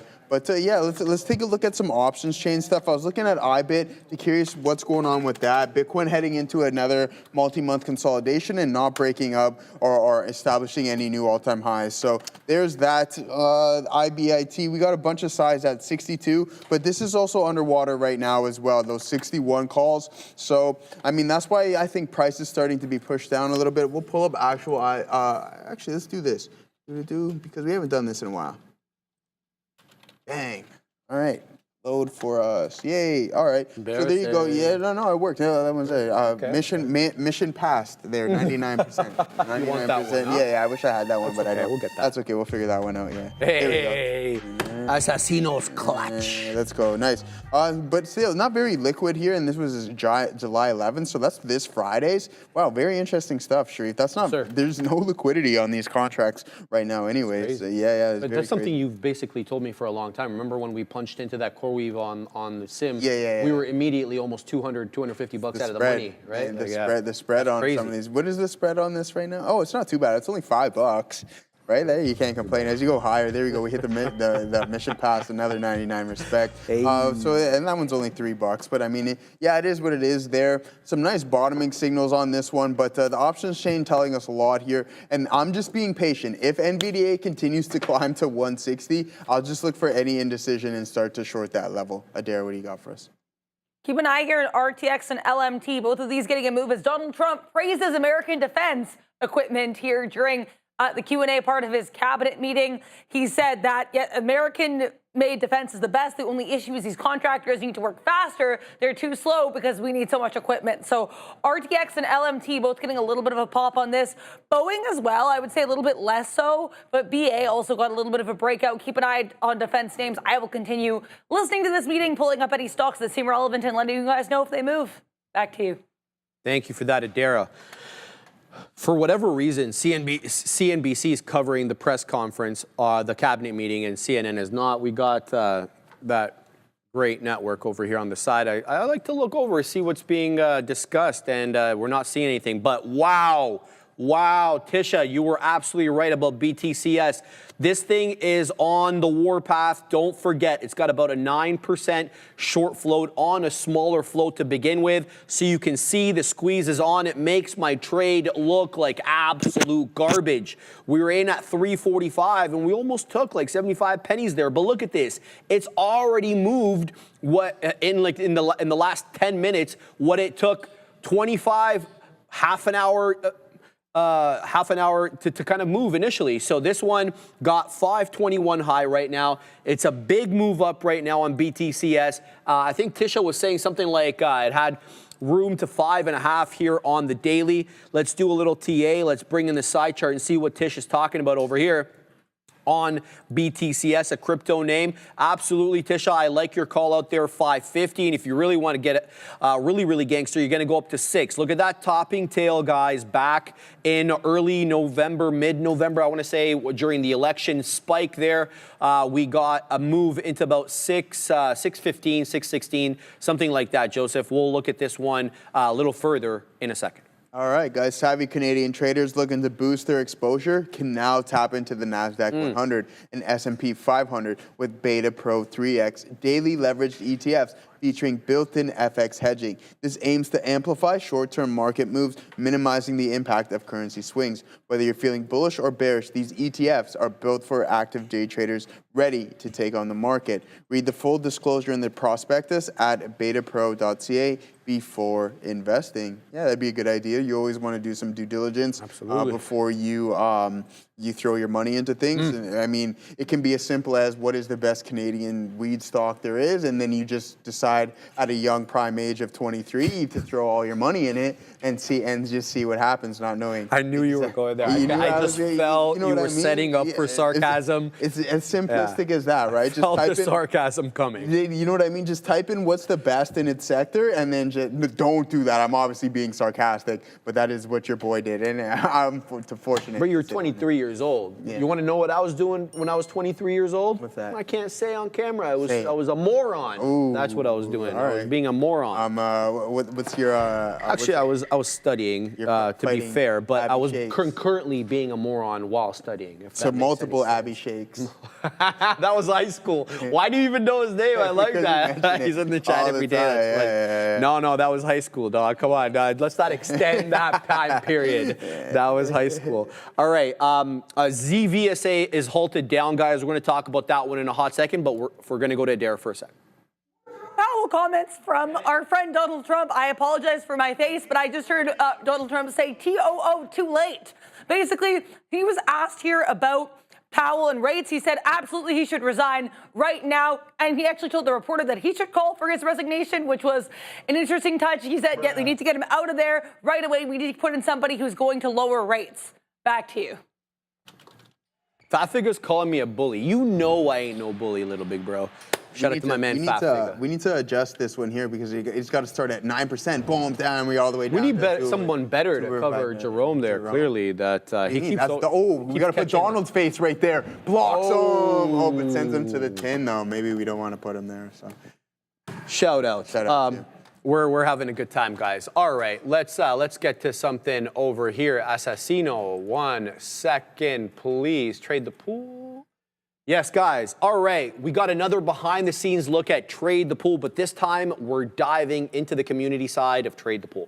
As you know, each trader gets his or her own hub, and inside one you'll find something called Trade Talk. It's a powerful charting and analysis space where traders map out their strategies, they break down setups, and they share predictions with the overall community. And if you're looking for real-time interactive look, the Trade the Pool Discord is where you're going to want to visit. It's full of active traders just like you guys sharing insights, trades, and tips on how to grow together. So at Trade the Pool, you are certainly not trading alone. You're joining a firm that invests in your growth technically, mentally, and financially. So if you're interested in that kind of thing, head on over to tradethepool.com or scan that QR code on the screen. Shout out to the great folks at Trade the Pool. And we obviously had one of their analysts, Mitch Hoke, on this morning, giving us a couple of great trade ideas. If you want to know what Mitch said, just weasel on over to the stream this morning on the Big Boy Show at around 8:45, and he did make his way onto the scene. Great to see Mitch again. All right, ZVSA halted down. It is now back open. Now, this is the level that I talked about, this $1.30, $1.25. This is where I perceive that top end of the initial bull flag, or not the initial, but the bull flag, to have basically have had the top there. So we know what a bull flag is, right? You get a big move up and then a sideways consolidation. No two bull flags are created equal, or maybe they are, but they mostly don't. So do we pick it up off here? We got 10s on, so we've got a nice buffer with which to work. So that's what I'm going to be thinking about here. We're at the 10 EMA, and by extension of that, we're at the top end of this bull flag range. I think I'm going to add here, pack my patience a little bit, but for the moment, we're going to go to Adara. This is just, I think, kind of an interesting point. We have the market pushing higher. Nothing of market-related consequences happening during this Trump cabinet meeting. But one thing I do want to mention, Donald Trump did say during his comments about Powell, which he called him TOO too late, he also said, or he seemed to tell Scott Bessent that he likes him more than Powell. Now, there have been a lot of rumors and speculations suggesting that we'll have Scott Bessent, who is currently the U.S. Treasury Secretary, that he'll be chosen as the new Fed chair. He said that he's open to it, but he also likes his job. But either way, this seems to be a little bit of an indication that Bessent could be the direction that the White House is looking for that new Fed chair. Back to you. All right, Fat Figure, you want to know who the real bully is? Don't go any further than our very good friend. He's a bully, but he's a good friend. Big Smile Burdette. Look what he wrote in the chat, Joseph. What did he write? He's bullying me constantly, and I'm just like the schmuck taking it. Eating carbs while getting those eyebrows did. Ooh. First of all, that was like 20 years ago, okay? Don't do my eyebrows anymore.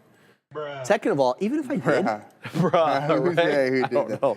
Second of all, quit bullying me, Big Smile, man. We love you. Shout out to you, jokes guy, and it's all good here. I'm not thin-skinned. All right, I want to talk about SQNS. This one is not available for trading on our system for whatever reason. I tried to punch in at 15s and 20s. It gave me error messages, so I won't be able to trade SQNS, but this looks really good, guys, okay? In terms of the technicals, it comes into the 10 exponential. You get multiple bottoming tails into that 10 exponential and a big move up. We're about 5 or 6 pennies below the high of the day at 251. We're showing 42s, 43s, 44, 45s, 46. Here we go. It literally changes every second. So SQNS, looking at taking out highs. It's a good setup. It was below VWAP for a great portion of the morning, which is why it was not on my radar, but that all changed at around 5 to 11 or so. And there is that 250 high, substantial seller here at the $0.50 that we can't shake. 1 penny higher is the high of the day, and there it is again, guys.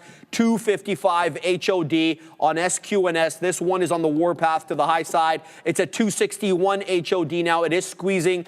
Be careful with this one. It's got wide ranges per candle, meaning that it quickly, because it can give you price appreciation. It can give it to you in the same, with the same veracity and vehemence of the downside. Be on the lookout for this one. 267 now, high a day, up over 80%. So good look right now for SQNS. I'll keep calling it out because this one is squeezing, but I won't be able to execute any trades. Good luck on this one, Joseph. Yeah, good luck there, brother.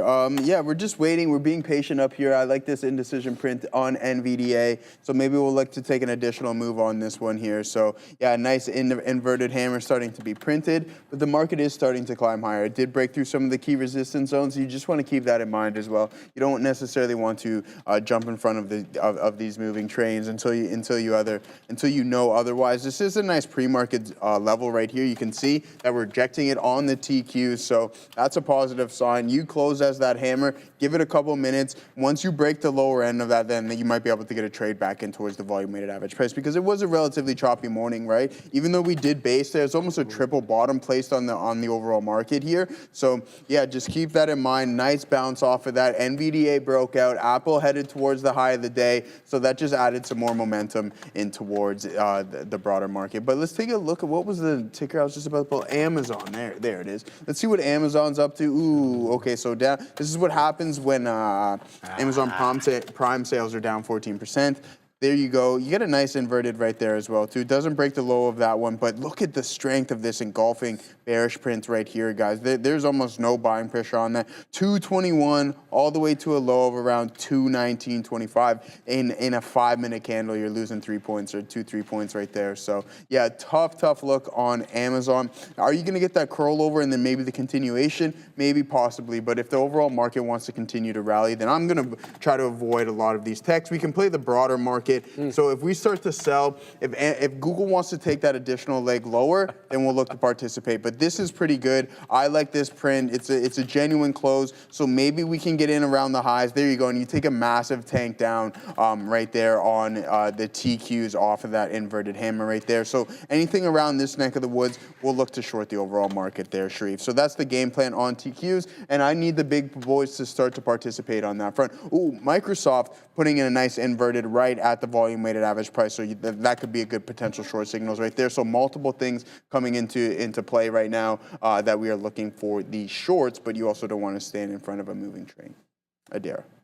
There is so much tariff talk that I want to mention here coming from President Donald Trump at his cabinet meeting. So for one here, he actually said that it's too time consuming to make deals and that the U.S. can do things over the years. They're not hardlined, but that everybody is paying on August 1st. The other thing here, we talked a lot yesterday about the BRICS element where Donald Trump said that he'd want countries in BRICS to pay if they're down for, I guess if they support anti-American policies. When asked what policies specifically and what countries in BRICS would be paying, he actually clarified that if you're in BRICS, you're paying a 10% tariff because you're part of it. So that's a little bit different than the initial, I guess, point of view we got on that. So lots of tariff talks happening.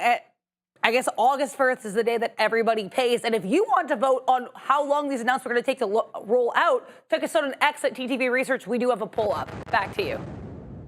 Feels like this is like a work in progress, so to speak. First, if you promote anti-American sentiment or anti-American policies, you're going to get slapped with 10%. 10%. And now it's all of a sudden, if you're just part of the BRICS bloc, you're subject to that 10%, right? So on top of what is the on top of what they were going to get slapped with anyway, right? There you go. And like you and I have talked about this, Saudi Arabia, some of the Gulf countries, Egypt, Brazil, some of these countries that the United States is not antagonistic with are part of BRICS. Yep. So this kind of creates a bit of an interesting play dynamic. I think Elon cuts the Gulf countries a deal though, just because of Donald? Yeah. Donald. Yeah. You said Elon. Oh, did I say Donald? Yeah, sorry, I meant Donald. Yeah, Donald. Yeah, same guy. Essentially, pretty much. Wow, what a tank there in the market. Some volatility What did he stepping in there, guys. But what I'm getting at, I think he's going to cut them a deal because of all those, the NVDA deal, Amazon, they got a deal in the Gulf countries, and same with AMD as well too. So I think at some point they'll get cut a deal. But there it is, that hammer candle coming into play, and then sure enough, you get that volatility spike to the downside, almost tapping into the volume weighted average price. There has to be some news because it was across the board on multiple names, and you can see that we ran right into that pre-market high, and then boom, flush right to the downside. Didn't take that one. Jeez Louise. Yeah. So yeah, that's unfortunate. Missed that trade there, Shreve. But yeah, I think Donald will eventually cut some deals no matter what happens. The Gulf countries, I can definitely, I see your point on that. I completely agree on that because I think he definitely wants their investment money. But some of the other countries that maybe don't have that kind of capital. He doesn't care. No, he doesn't really care. He doesn't care. And look, he's looking out for America, and you can either like that, you can not like that, and you're entitled to your opinion. But this is kind of what's happening. I also think that the market has priced in best case scenario. So if we do head into, I think so. Well, I mean, come on. If you drop down 25-30% in the overall market, and then you rally 40% after that. I think that's a best case scenario. That's fair. Being priced in. I could be totally wrong, but I think that's what's going on. So well, there's going to be tariffs though. So at the end of the day, can you and I agree that corporate balance sheets, especially for people who import, they don't make U.S. products, there will be either a hit to their margins or a pass on to the consumer. Yep. In either direction. In either way, it's going to be one way or another. One way or the other, it's going to happen. I think Adara's got more information. I do have more news, guys. So Donald Trump talking about these tariff letters, he says it's easier than making a deal because he can't make a deal with 200 countries. He also said that they're probably 2 days off from sending the EU letter. And if you get a letter, then you get a deal. He also said some of these letters that are going to come out later are going to be 60 to 70% rate. So far, we haven't seen anything higher than 40, but it does seem like, I guess it seems like some things are definitely still in the works because it looks like there aren't letters necessarily set up for everything. He also earlier didn't mention this because the stocks didn't really react, but he mentioned Google and Apple a couple minutes ago, criticizing the EU for suing them. Neither stock really moved on that, but I'll mention it now because I'm already with you. Back to you. Favorites, yeah. The sideways S pattern. I don't even know what those are called. Yeah, obviously, thank you very much for that, Adair. Keep bringing us the news. The OG Darwin as well, saying that some letters include 60 and 70% tariff rates. Oh boy, I would not want to be on the receiving end of one of those letters. But hey, let's see how this all unfolds. You know, I'm just happy to have a front view or a front seat here to some of the action. I want to talk about BTCS, guys, because this is a mistake by me, okay? The mistake is not having added on a double bottom into the 10 EMA. That's a glaring mistake on my part that I shouldn't be making. And let me make the case for it, okay? So you come into this area, a previous area of resistance, as we've seen with this candle here at 1210, right? You make that new high at around 539. You come back in. It's ugly. You have a topping tail candle, then followed by a red candle, but you have a double bottom at the same area. Well, what does that tell you? I mean, it tells you that somebody of note is buying in and around there. And it's not just a random area where someone decided to put the buy order. It is the 10 EMA. So if it's a trend following algo or trend following system, it could be basing it off the 10 EMA, like a lot of these algos do.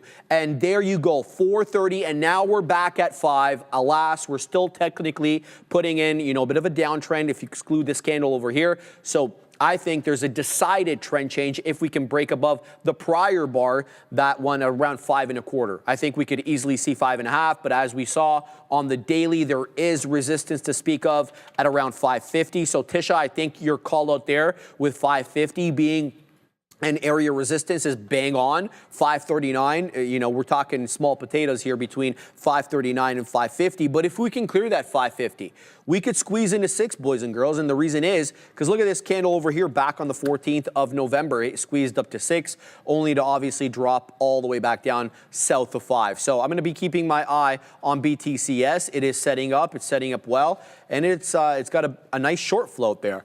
SQNS continuing to hang out near highs, up 75% above that $2.50 area. But SFRM, this one, look at the squeeze here on SFRM. Haven't traded this one all. In fact, we almost lost this one, I should say, almost lost its spot on the side chart as it had lost the volume weighted average price. But little did that matter. Up into 691 we go. We're up over 50%. This one, again, very respectful, as you can see, of the 10 EMA on the 5. So don't use it at your own risk, I should kind of say. We're going to keep an eye out on all these. Looking to get into something here as we're in no positions at the moment. It's going to likely be, you know, something to do with BTCS or SFRM or ZVSA if it can get back above the volume weighted average price, Joseph. But good, I want to say, good 6 months, man, for these small cap gappers. Every morning I come in and every morning there are certain ones running in the pre-market and then there are new ones running in the midday. So more pleased I could not be with the selection. Hopefully we'll just trade these a little bit better and improve every day just a little bit, Joseph. Yeah, good luck there, guys. All right, so let's see if we can get the curl over here on the overall market. So you can see we got that volume and the volatility spike to the downside. Now we're starting to just pull back a little bit here. So maybe if we head right into this resistance zone, 83.50, is where we can look to get involved right there, all right? So that's going to be one of the key targets. Let me pull it up on the chart here as NVDA is pulling back in as well, too. But we want to trade the overall market just in case this weakness is continued. But, I mean, what a bounce back there. You get that flush in. I'm like, all right, that's a nice inverted hammer. Don't take the trade. Well, come on, Joe, punch the key. And then there you go. You get that nice flush down. Would have hit our target and then even a little bit south of that. But so, yeah, here it is, 83.50. We'll wait for that. We'll wait for that. Hopefully things turn around from there, and then you can see it take an additional leg lower because Google still really, really weak here as well, too, guys. Now trading around 174, just continuously selling. So yeah, a tough look on that one. And what did Microsoft do? Oh, okay, Microsoft had a good inverted right at VWAP as well that I was mentioning. Boom, you see that indecision right at the volume weighted average price, and then with that volatility spike, you get that move down. So there it is. Let's take a look at the options chain for Google. Google because I do have a swing on it. Tyler versus, I know you were asking about swings. I'm still in the same positions, right? I'm still in the same positions. I got NVDA, Google, Apple, and iBit. The iBit contract's not working out so good for me on that front, but that's okay. Only down a couple bucks on there. And then Apple, we're still holding the bulk of our position. Google, we sold 66% of that, and I've been in NVDA since 105.87 to be exact. So yeah, I was thinking about selling it. I mean, you could probably sell it up here, but then you'd have to be extremely patient, and I don't know until when you would hit 150s, 145s, maybe you can look to get back in, because the name is still strong, so you don't want to just sell it at the peak, especially if there's a little bit more room to run. And in a couple of weeks, we're starting at the peak of earnings season. I believe next week is when JPM reports. So yeah, that's going to be interesting, and I'm looking forward to seeing what some of these big tech companies are up to, especially some of the larger cloud providers like Amazon, which is lagging the overall market, and Google as well too. We know that Microsoft has definitely put in a new all-time high, but Google and Amazon slightly lagging. HSBC, for whatever reason, I saw downgraded JPM today. They downgraded Wells Fargo. I'm going to double check it, but I know they downgraded JP Morgan. So kind of an interesting time to catch a downgrade. We've been talking about this on the show with the regulatory tailwind for a lot of these banks, you know, in the making now.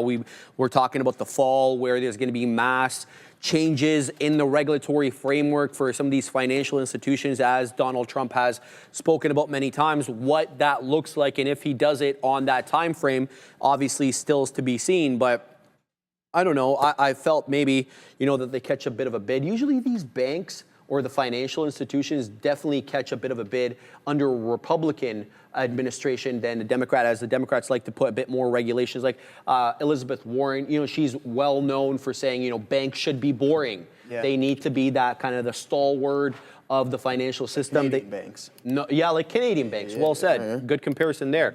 Canadian banks, very, very regulated. They can't capitalize in certain ways. They can't invest or take risks in certain other ways that their American banks can. So, yeah, that is it's an interesting time to catch a downgrade. I didn't get a chance to see what HSBC said, JPM. Let's have a look if we can kind of weasel maybe that downgrade today and see exactly what HSB said. Maybe, yeah, there it is. Becomes more cautious. Is this it over here? I think, yeah, this is it. Let me just bring it down.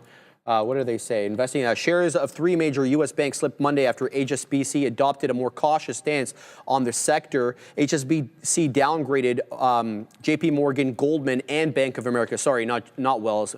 It was these 3. The firm cut J.P. Morgan and Goldman Sachs to reduce from hold and lowered the Bank of America to hold from buy, even as it raised the price targets across the board. In the note to clients, HSBC analysts wrote, operating fundamentals appear healthy, valuations, though, increasingly stretched. So maybe it's based on that. They cited a 35% rally in universal banks and brokers over the past 3 months and warned that downside risks associated with the macro uncertainty are not priced in, while acknowledging improvements in credit quality, investment banking activity, and a favorable regulatory backdrop. HSBC noted that macro uncertainties remain and possible interest rate cuts and slower economic growth seem to be downplayed. It goes on to talk a little bit more about that, so if you want to do your own research, interesting look there. It's always a little bit funny when one bank downgrades another. You know what I mean? It's just like, you know, they're competitors. Yeah. But I know that that's obviously just part and parcel. I would just continuously downgrade my competitors. You're a joker.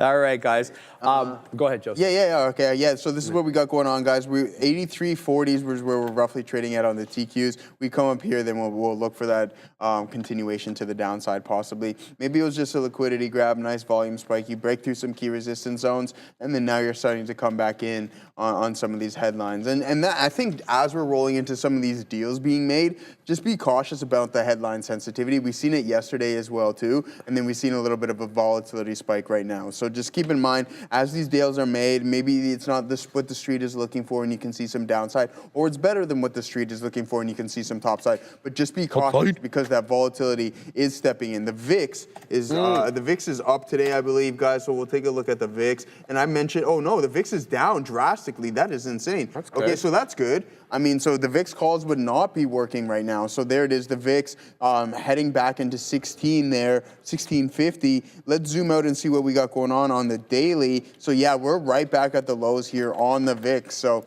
yeah, just be cautious on what's going on. Not time to buy those calls just yet. Be patient on that front. But I mean, if you're buying longer dated, just be cautious. You do need that volatility spike. You need some negative news to come in because obviously you have the inverse correlation. But if you're positioned at the lows on the VIX and then that happens, especially with all these deals starting to be made, Adair's got something going on. I can't wait to hear what it is. But yeah, so that's the game plan, right? And I mentioned. Yeah, it's not market related. I was just laughing because Trump said the nice salty Atlantic Ocean, and that is why I laughed. Just I wasn't prepared for those words. The nice what? The nice salty Atlantic Ocean, where the salt. He's been talking about windmills for the last 5 minutes. Are there any oceans, Adair, that are not salty? I don't know, but apparently the Atlantic Ocean is both nice and salty. Yeah, I didn't mean to cut you guys off, but I wasn't going to do a throw over it, so I thought I would appear. Yeah, sorry. I'd like to hear about salty oceans whenever we can get it. Right, we got to hear about the salty oceans. Get it. Thank you, Adair.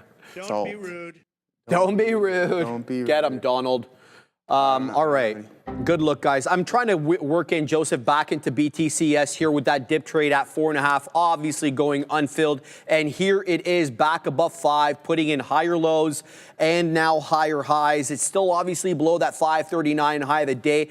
I perceive this to be bull penning right now with a compression pattern with higher lows, but lower highs at the same time, trying to get in towards the lower end of the range. Obviously, by definition, if it's a compression pattern, that means it has higher lows. So a static dip trade at around 4.5. What's got, Katina Man? Intel news, they're cutting jobs. The Katina Man just let me know that there's Intel news. They're cutting jobs. Intel is up 6.5%. I got it, Adair. It's okay. Here it is. Media. Intel cuts more than 500 jobs in Oregon as part of a layoff plan, says Bloomberg. So Bloomberg, as you know, has a paywall. That doesn't stop me, though. Katina Man, baby. We can't do this prep every morning with that paywall. And maybe I'll be quiet about it now. But anyway, so yeah, Intel. We were, Neil called this out this morning, and he was saying he didn't really know why Intel was the strongest chip name on the day, and it is 6.5% in Greensville.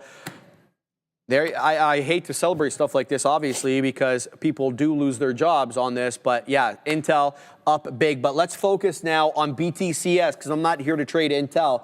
I'm here for these small caps, baby. And here we go again into that 520. Could it just be a matter of time until we take out that 539? I mean, I hate punching in at highs like this.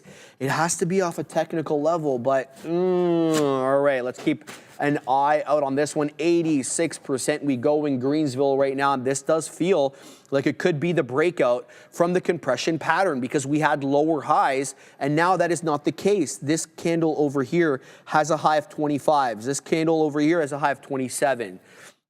Not exactly the biggest difference there, so I'm not really sure.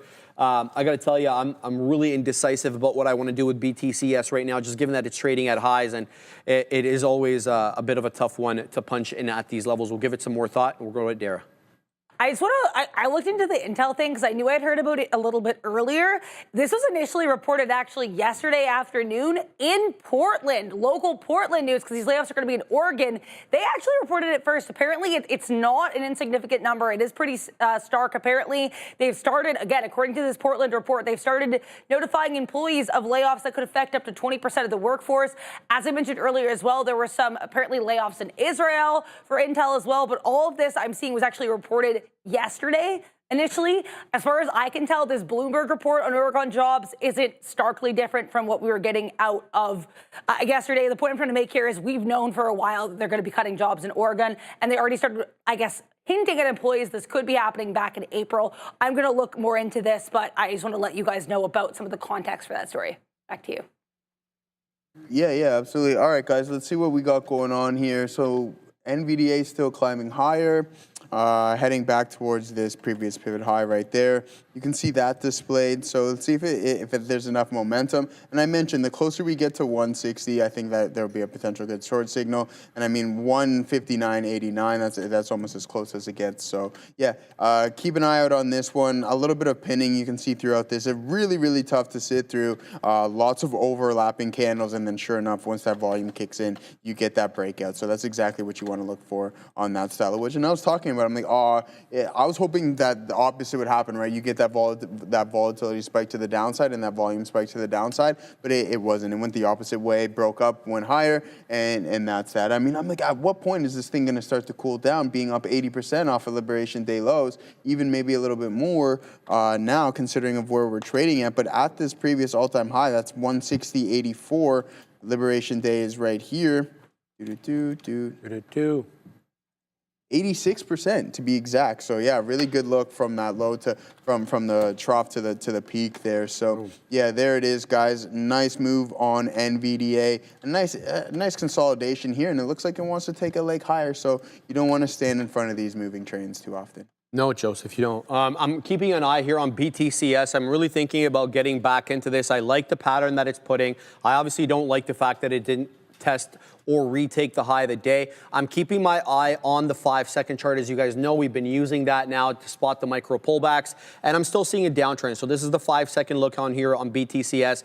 You're getting basically an uninterrupted downtrend. So let's look to punch in on the uptrends over here. So there it goes off 5. We're going to give this a try up here. Let's see if it wants to continue into 514. There we go. We'll take a print there. We'll set up in the high 18s. Now, if it loses 5, I'm going to have to get out because I don't want to give back too much. And this is already punching in a little bit higher than what I'd like to punch into. So we're going to give that one the old college try. It looks like it will drop below 5 again. So a bit of a tougher one there. Where are we long? We're long at 10s. So we're 4 pennies out of the money, but it is back down into 5. So we'll get stopped out here if it continues on the way down. Try to spot where the micro pullbacks were, and this one did pop up and make new highs, but right back down into 5 and 502 or so. So it does look like we will continue maybe down into 4 3/4. I'm trying to identify where the next area of possible support could be if 5 gives up the ghost. It's around 475 because that's essentially where the 10 exponential moving average is. So if we get stopped out here south of 5, we are going to take another swing at this one at that 4 3/4. 515 seller as it comes back into the teens. Couldn't shake the seller there at 15. So someone's setting up a short position at 15s, and there it is again. So, okay, now 17s. We're taking out levels here. Let's see if we can continue to move up, or is this more bamboozlement?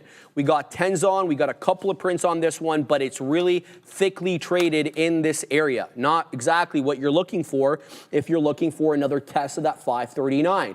So, someone's selling at almost every penny.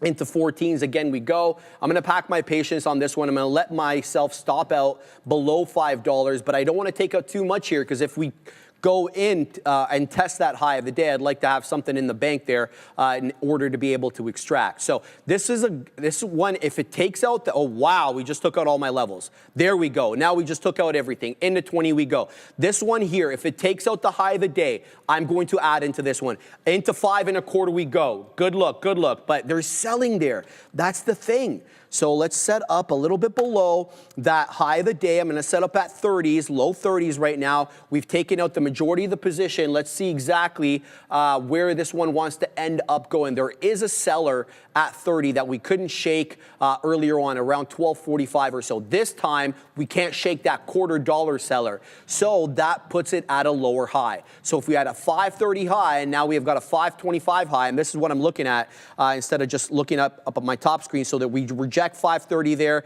Now we're rejecting 525. If we can get above 530, this could be an easy squeeze into the high of the day at 539. We're back into that $0.25 again. We shake the $0.25 seller, at least for the moment. 27s there showed up. So this one is putting in higher highs and higher lows. Does it bamboozle us? It absolutely could. It absolutely could. I've seen way too much with these small cap gappers to think that this is going to go in a straight line. So what I'm really looking for is that high day break, and then I'll add into this position. Otherwise, I'm going to continue to scalp. And there we go, back down into the teens again. What I'm going to do is I'm going to move up my stop. So we said it was a $5 stop. Now it's going to be basically a 1 penny loss. So we're going to go ahead and throw in that order there. And we will look to take it out if it loses that $5 area. So that's what I'm looking at, guys. And let's see if this one can test that 530 again. We're going to send it back to Adair. I spent a lot of time looking at the Intel thing, so I just want to mention this one last time so that everyone kind of knows the deal with the layoffs, because it was a little bit confusing. There's a lot of headlines going around. So I read the Bloomberg report. That's what was mentioned. That's the most recent one. All Bloomberg is doing is basically mentioning a regulatory filing that Intel filed. Basically, they're going to be firing, I think, around or laying off 529 workers in Oregon. Again, that's part of their larger 20% job cuts, but it's worth mentioning. 529 workers, their total amount of workers is over 100,000. So these layoffs in Oregon are not going to make a dent in the larger scale of things. Now, of course, they are planning on laying off other workers. We heard about the Israel layoffs as well.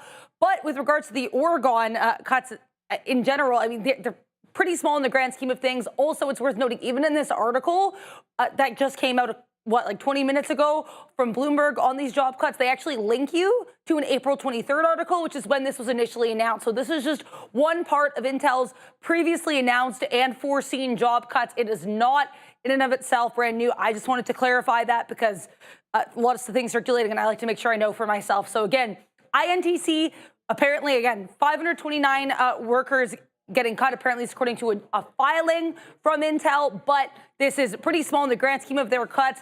They will be looking to cut roughly 20% of the workforce, but because the workforce is over 100,000, this Oregon layoff is only a very, very small portion, a scintilla of this larger story. I just wanted to give that clarification as we send you back to the guys. For that, Did you ever play Oregon Trail? No, I never played. Probably for the old folk like me. What is it? Is it It's an old-ass computer game where you basically... Sorry? Breaking news again? All right, we're going back to Adair. Sorry, guys, but Trump is talking tariffs, so we have to talk tariffs. That Trump is talking. He said they're going to be announcing semiconductor tariffs and, quote, we will announce something on pharmaceuticals very soon. Eli Lilly just took a little bit of a drop. Keep an eye here on semis and pharmaceuticals. We do have Trump saying they're going to be announcing tariffs on both of those very soon. So semis, pharmaceuticals on watch. We will send you back to the guys. Okay, yeah, I'm just looking right now. The Katina man says FCX is going buck. All right, so let's go. Shout out to the OG Darwin. He died from dysentery. No, not you too, Darwin. Freeport, man. Here is Freeport McMoran. No, McMoran. I'm just kidding, guys. Guy has the game up. Of course I've got the game. I'm about to play. Is that you, Assassino? Oh, it's a Chilean nightmare. I like it. I was going to load it up, but I was worried you guys would get mad at me for, the dinging of the copyright and whatever. Keep it there. Keep it there while I set this up.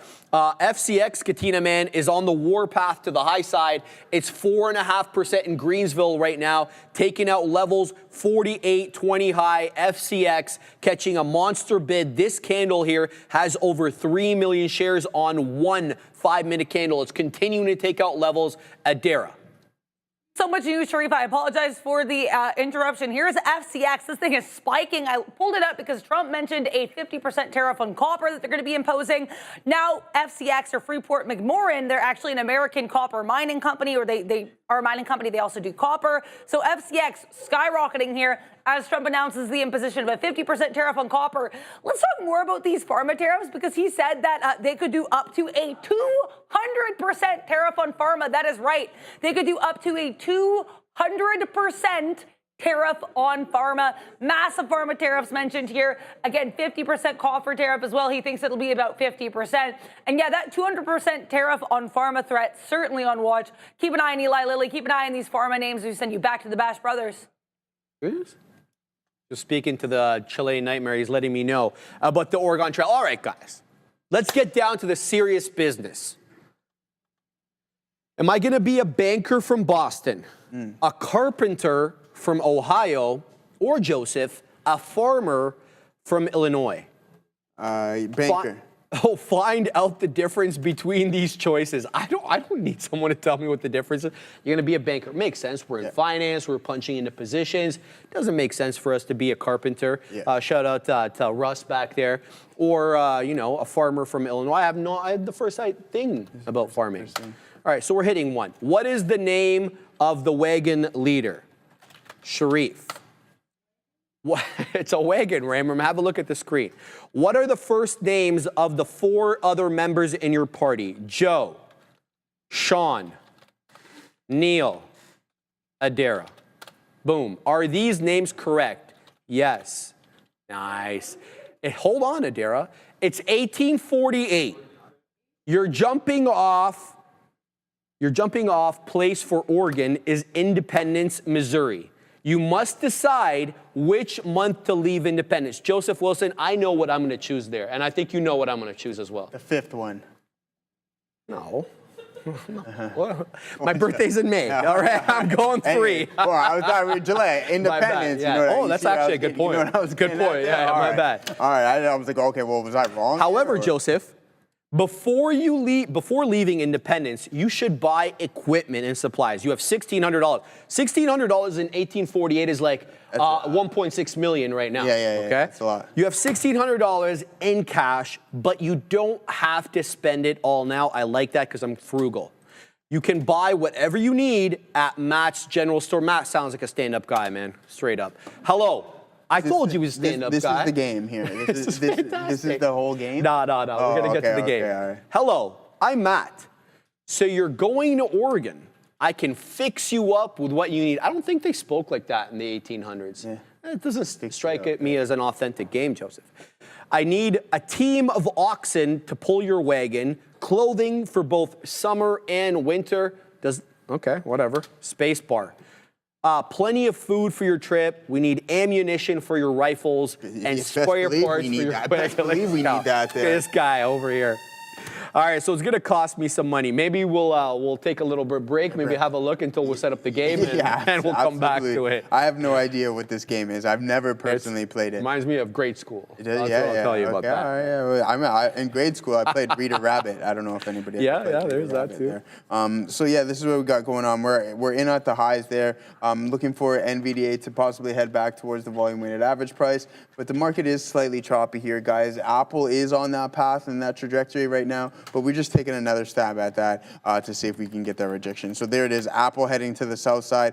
Maybe that will bring some selling into the other tech names. Now let's pull it up here to see what we got going on. NVDA, come on, you can do it. As I say to Milo, you can do it. Yeah, there you go. So that's going to be it. Sorry about these dark pools here, guys. I got to fix that one up for you. Here, that's a low. Again, a lot of these this afternoon. All right, there we go. So this is going to be a key level to punch through right here. You're going to want to see that volume start to pick up and the momentum as you head into that 159.37 level. But there we are. We're into this position looking for the volume-weighted average price as our primary target. And there you go. You can see the weakness slowly start to kick in on the tape. But the TQs are hovering around the volume-weighted average price. It's now heading south of that. So maybe it's a matter of time until NVDA wants to participate, or it's going to say, hey, no, we're going to step in on this buy program. 159.85 isn't high enough for that call wall to come into play. So we need to absorb some more liquidity. But that is going to be the initial target. And then the final target is going to be VWAP. But Adara, what do you got for us?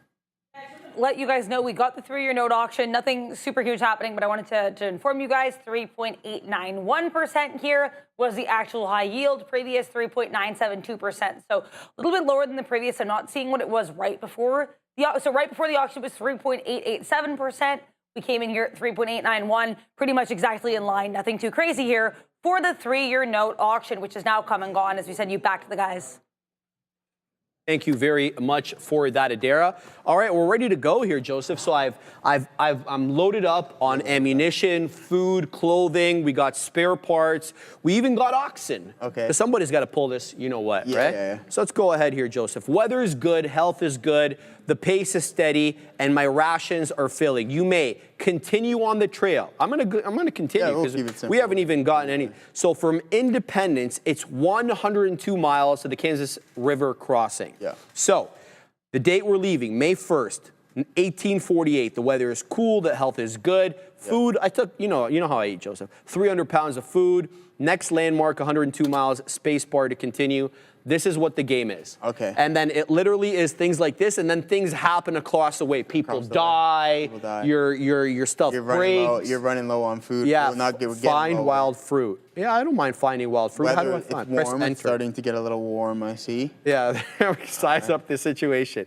All right, guys, so this was a blast down memory lane. I'm not going to belabor this anymore, but obviously you could kind of do this your own thing over here on these emulators that I can't even get off the screen now, Joseph. There you So go. we're going to have to close that bad boy. Close that one up there. Yeah, let's go. I just want to let you guys know that I'm not in this BTCS position. We got out that long ago.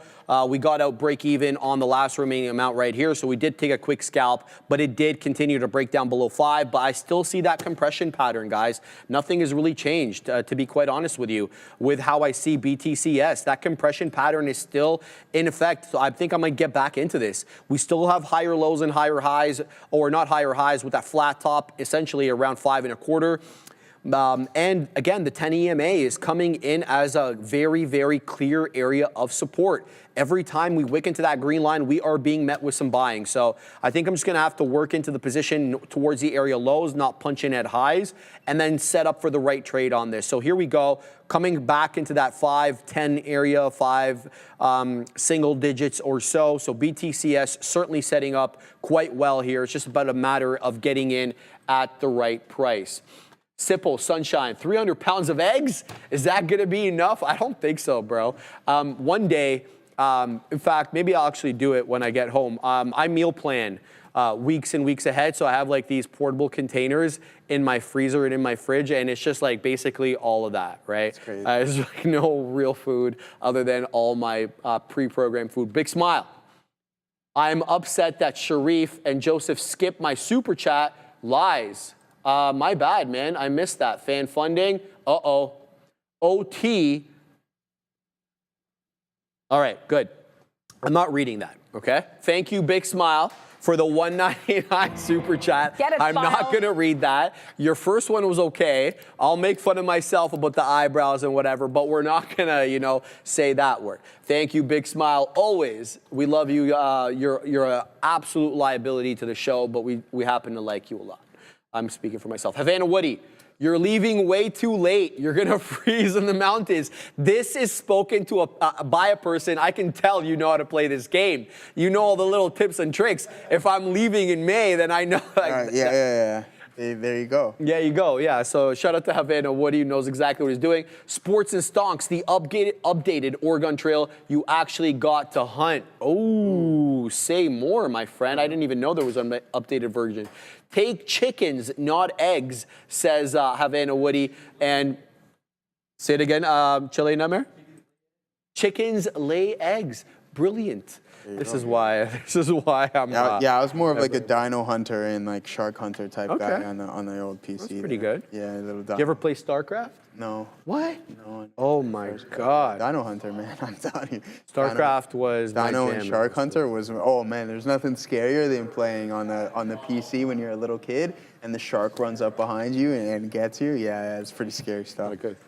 Not a good look. Yes, absolutely. Thank you. Sassino wants me to do a test trade. Okay. Just one thing where you got going on. Bitcoin is starting to cook up a little bit here, guys. We are now north of the volume weighted average price on this name here, and a nice bounce off of 61.45. So it's holding up relatively well here, and a big time bounce. We're still stuck in this consolidation. I was going to ask Mitch, maybe next time I'll talk to him and I say, hey, what do you think is going on with Bitcoin, and why do we go on these moves and then head into multi-month consolidations after that? So I'm curious to his opinion on that. So yeah, there it is. We got to break through this level in order for this trade to get working. But as soon as we get at the top end of this range, then we'll just hop out of this trade just in case it does want to establish a new high of the day. Fails one, then maybe you can take an additional stab. But there you go. You can see the pressure starting to pick up slightly. But the market is relatively choppy, in my opinion there, guys. Tesla's still forming this bull flag. And I'm curious as to which way it may break, right? So from 5 minutes, you can see that we headed at around 10:30, and we're still trading within this couple point range here on Tesla itself. So it's not even TSLA. You're trading within this $2 consolidation range right here. But if it breaks up, you want to get in at the lower end, boom, and you can aim for that high of the day there, Sharif. Okay. All right. Go ahead, Adair. RTX here and IBM. Why? Because Donald Trump, for at least the second time that I can remember, has mentioned that he is interested in either of these companies. Here's RTX, I'll pull up IBM. He's interested in either of these companies being the contractor on the new air traffic control project that he's talking about. He's made it very clear he only wants one contractor working on it because he doesn't want different people doing different things and there being a lack of communication. But either way, IBM and RTX, Donald Trump has made it very clear he's interested in either of these companies being the contractor for the new air traffic control project that he has planned here. Back to you.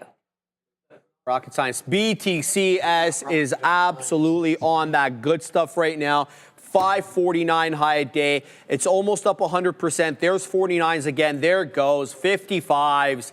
55s on the move up right now on BTCS. What a compression pattern, and this is the breakout now. So where does this go? Do we get that clear move above 5.5? And if we do get that clear move above 5.5, do we get that measured move? Essentially from the initiation of the bull flag, I want to say around 3.5 to where the top end is, that's 550. So that would be a $2 move if you are using the measured move methodology. So let's see exactly here what BTCS has in store. It's already encountering some selling at the $0.5 after printing a new high a day, but fantastic look for this name on the day. It's still got the goods, man. It's still got the goods. 92%, 93%. Let's see where this bad boy ends up moving. I'm going to look to work in there. I've worked into a new position over here. SRFM went the beak there quickly at 85s. Looking at setting up a nice position here as this one pulls in again to the 10 exponential moving average on the 5 and finds a little bit of support. Let's see if it can continue moving up. Way smaller position here than we took initially on some of these BTCS and ZVSA trades. We'll see if this one wants to hold up at $0.75. Anything below, I think, that 60 penny area, I'm going to get out just owing to this topping tail candle over here at 60. So that will be an interesting area of support if it does find support there. So SRFM, Joseph, taking it to the highs. Yeah, good look there. Tesla's starting to climb a little bit higher here, guys. And I mentioned as soon as we crack that on NVDA, we'll just hop out. But this is looking pretty good here on Tesla. Maybe you get that breakout now, and then you can see the volume maybe start to pick up. It is stair-stepping down, so keep that in mind. You do really want to see that kick in. Like we just seen displayed on the NVDA breakout there, you got that price compression. And then sure enough, as you punch through resistance zones, you do get that volume spike. And it was relatively large compared to what was going on for the rest of the previous session. So boom, you can see that engulfing candle. That's the largest candle volume print, I guess we should say, since 10:30, right? And that came in right around 12 o'clock. So just keep that in mind. That's exactly what you would want to see on that Tesla breakout trade. So that's what we got going on. Come on, break through some of these support levels. Donald, tweet something for me or put something on X. That's absolutely ridiculous. And then sure enough, we can maybe get a little bit of a tank there. So we'll hold on to this until otherwise stop just slightly above this zone because you don't want to go at the top, right? You can see we're trading within these ranges. And if you put your stop in the middle of it, you're most definitely going to get stopped out. So you just want to put it slightly higher above that, a couple pennies, 5, 10 cents or whatever it may be. But I believe if we do have the ability to crack through some of these areas here, then we will head into the volume weighted average price. Just to do how the length of the chop earlier on the day, I'm like, I wouldn't be surprised if we revert back into that into that zone there. So that's the game plan. But the tape is so mixed, it's crazy. It's like you get the defense, you can see boom right there instantly. So we'll look at the flush here on the bid, and then it's just instantly met by some other defenders who are just like, nope, we don't believe that the price should go any lower. There is still current demand at that specific area, and we're going to hold it up here until we either eliminate all of the aggressive sellers or there's a path of least resistance for us to rip the stock higher or lower there, Sharif. All right. Alex Davis, thank you very much for the $5 super chat. Thank you for years of knowledge and entertainment. Threw in the towel trading, but enjoyed the journey. You guys were a big part of it. Hope the best. Kind of sad to read that message, Alex. I mean, Yeah, it is definitely a tougher endeavor, no question about it. But we'd love to have you back, obviously, because we do a lot of market-related things that are not specifically intraday trading. And as you know, the whole setup behind me there, that whole Studio 8 thing that we're spending an arm and a leg on, is going to be more about that discussion, more about talking about the markets, trade ideas, longer-term swings, etc. So thank you very much, Alex, for the super chat. Kind of sad to read that, and hope that you maybe change your mind and do join us from time to time, as the format is evolving. Yeah. So thank you again for that, no question about it. I'm being told here that Palantir is on the rampage to the high side, so let's have a look at what PLTR is doing. It was negative on the day. It is now up 0.25%. Here is the look there, and I was telling the individual, sorry I forgot your name, in the chat, that this one was one hell of a rounded bottom there off that $1.36, holds like a glove, and there it is back up into $1.39, $1.39.67. So good look on this one. If you're interested in this $140 name, obviously it's a bit more expensive, but yeah, a nice breakout above yesterday's close there, just above $139, the $139.67 high. Anecdotally, I've been hearing a lot of these Wall Street guys are short Palantir and CoreWeave, and all of them have been absolutely getting blown out. And I'm not surprised by that, because you guys have heard me talk about CoreWeave multiple times, waiting for that technical setup to come in on the daily before we go through the options route, and I still haven't seen what I need to see quite yet. So if people are definitely getting into that, they're certainly finding themselves out of the money there. So a bit of a tougher look there, Joey. Yeah. Got to wait for the technical. On the old CoreWeave there, yeah, a little bit of a tough look. We'll pull it up from a daily to see what we got going on. What a Dara. So yeah, before we send it back there, let's take a look at what we got going on. So there you go. We peaked, and I mean, if we want to talk about appreciation and just like making a lot of money for some certain people, 387% from that IPO to that peak there, guys. And then now we've kind of cooled off a little bit in trading within this range. You most definitely want to try to catch the top ends, as we always say, and then maybe you can get that move. I don't know how deep of a pullback this thing's gonna endure, but we'll be patient and see what we got going on. But Shreve likes that setup. Wow. If you open up below this here, then you never know what can happen on that front there. So your boy Donald wants to take over the governance of DC. There you go. Thank you for that, Adara. Hey, man. He's that guy. He wants to take over DC. Well, it is a district. It's not a state, right? So I know they definitely wanted to give it state status, like Puerto Rico. Oh, really? Yeah. They've been talking about that for a little bit of time. A lot of opposition. The District of Columbia doesn't have state status? No. That's why I didn't know that. Yeah. Like, well, a lot of them. But Puerto Rico does. No. Oh, I thought you said. Maybe he wants it to be a Vatican, says the Chile nightmare sarcastically. No, my understanding is that it heavily favors one party over the other. A lot of voting. This is my understanding, and correct me if I'm wrong, chat, more Democratic voters than Republican voters in D.C., and so you have the Republicans opposing it, the Democrats are for it, much like Puerto Rico, and giving them... I'm all for it. Yeah, whatever it is. Wasn't Canada looking to adopt Aruba or something along those lines? A Caribbean country? I not heard of that. Something like Aruba.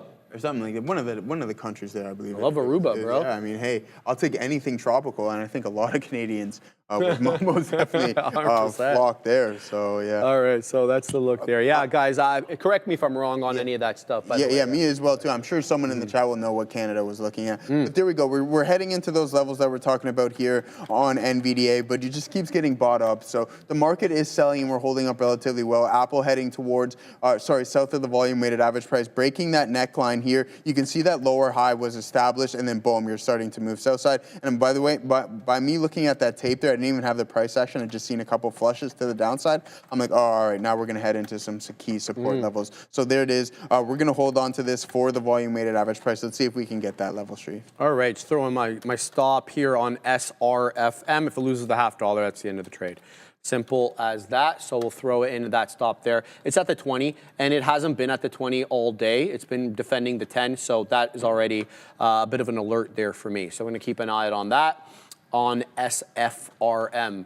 I didn't do the news, and we haven't really really been looking at some of these markets, man, but the market is taking a bit of a nosedive here, Joseph. It is now, the NQ is now negative on the day. The only move, or the only major average that's actually in positive territory is the Russell 2000, up a little over 0.2%, with the Dow faring the worst on the day, almost down 0.5%, the NQ flat, and the ES down 0.15. So there's certainly a lot of selling here on the market, but you wouldn't know it by looking at the chart on BTCS. It is another high a day. It is continuing to take out highs. 74 now, the high of the day. I feel like I might have to change that in a few seconds as it looks to print another new high. This one's on the warpath to the high side, guys, over 100% now, and it's been quite respectful of the 10 EMA on the 5. So make of that what you will. Always traded carefully, but this one is really moving here. I don't want to say it's the #1 gapper on the market. That still belongs to who?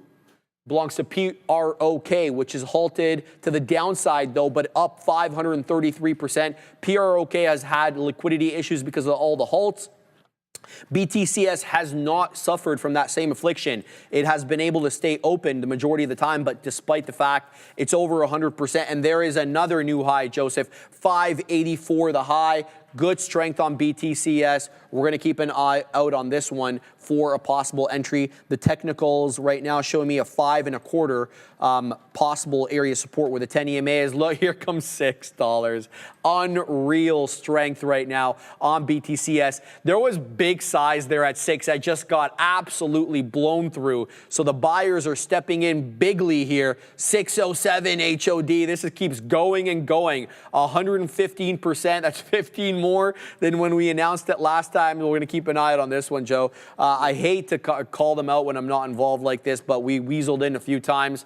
Definitely took some good trades earlier on. This one, not so good, as it did lose the technical levels. We'll look to do a little bit better if it ends up setting up in the right way. Yeah, good luck there, brother. So I added a little bit on this pop to the top side there. It is into support, so let's see what happens. I'm still going to have my stop right around here, considering now that I'm averaging into this trade that's working out. So now the primary target is still the same, but the stop is just slightly tighter. So we come above this key pivot, then maybe we'll just hop out of that trade and see what's going on with that. So that's what we got cooking up. Bitcoin's moving here, guys. I mean, off of those lows, looking pretty good. Positive on the session, about 0.75% here, and you can see once we broke through VWAP, we haven't looked back quite yet. Nice ABCD pattern, a lot of indecision at the lows here. So a nice engulfing, kind of just engulfing this whole range, I should say, and then sure enough, we get a nice bounce off of that low. So a nice duration of the session has been now recovered, and now it looks like anything can happen and head towards the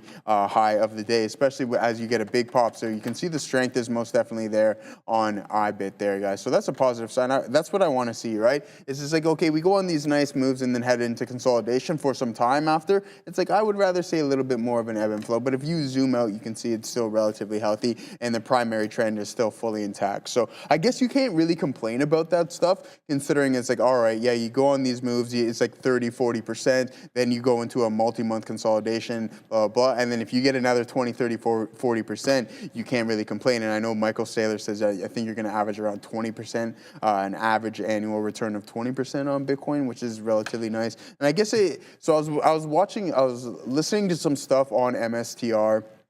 And kind of what he's doing is that, so he's just essentially borrowing people's money, saying like, hey, yeah, own my stock. But not only are you going to gain the appreciation of Bitcoin, you're going to gain the appreciation of MicroStrategy's stock itself. So it's like kind of a double-edged sword there. So and then you hear a lot of analysts saying, hey, I'm short one and long the other, being short MicroStrategy and long Bitcoin. So I'm not too sure how that's necessarily going to work, but I heard that across the board. And I think it's very interesting, especially if you dive into what he's got going on and what his game plan is just to hoard as much Bitcoin, but also benefit from the appreciation of Bitcoin and his stock itself. So there you go. Nice little ad. Let's break 159.30. VWAP is going to be that secondary target, that primary target there, guys. Sorry. And you can see we took a little bit of a move here, but you can see the imbalance on the tape. See, boom, automatically just defended right at that specific level. So there's someone big who's just like, all right, no, we don't want this thing to go too much lower just yet. But I think at some point, considering that you're up 86% off of the Liberation Day lows,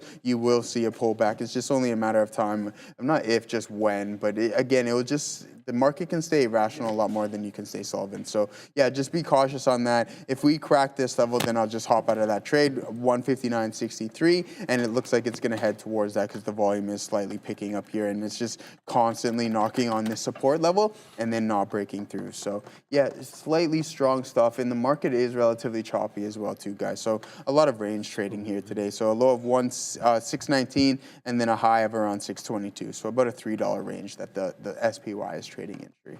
Sounds good, man. Sounds good. Got stopped out of SFRM. So I don't know why the position board is not updating the positions. We're no longer in it. Got stopped out there at 55s. It's trying to work back above that $0.50. I'm going to continue to watch it here as it zigs and zags with that $0.50. If it holds a $0.50, we'll get back into this one. But there's others, man. There are others that are moving. PROK. Haven't taken any trades on this one. I mean, I talk badly about it, that it was illiquid, but it's done 275 million shares on the day. But I probably submit to you that it was done earlier on, because all this over here is just pure halt fest everywhere we see it. Basically from, I want to say 10:30 onwards, this one has been halting to no end. Prior to that, you can kind of see that it was trading regularly. So yeah, PROK, trade it as you like, up 600%. Who can complain about that? 594% halted to the upside again at 421. So that one is certainly in play if you can get the right price and get the right look there. So I'm keeping an eye here on SFRM as it continues to sell off. This one's got a 730 high. It now is down below that $0.50, 646 it goes. And I'm looking at the 5-second chart on my top screen. It continues to put in lower lows and lower highs. Yeah, Bitcoin's really moving here. What do we well, got? Not really moving, but I mean, it's heading towards the high of the day. So a nice recovery off the lows. Wow. Yeah. That's a nice recovery right there. So we'll most definitely take that. Adair, what do you got for us? Another interesting little note here on Waymo. We know this stock's been on watch as of late. Apparently, they're now allowing teenagers from the ages of 14 to 17 to use their self-driving rides in Phoenix. Apparently, prior to this, Waymo accounts were only for people over the age of 18. So Waymo broadening its base a little bit here with these teen accounts. Back to you. Yeah, so Google. I grabbed some of this not too long ago.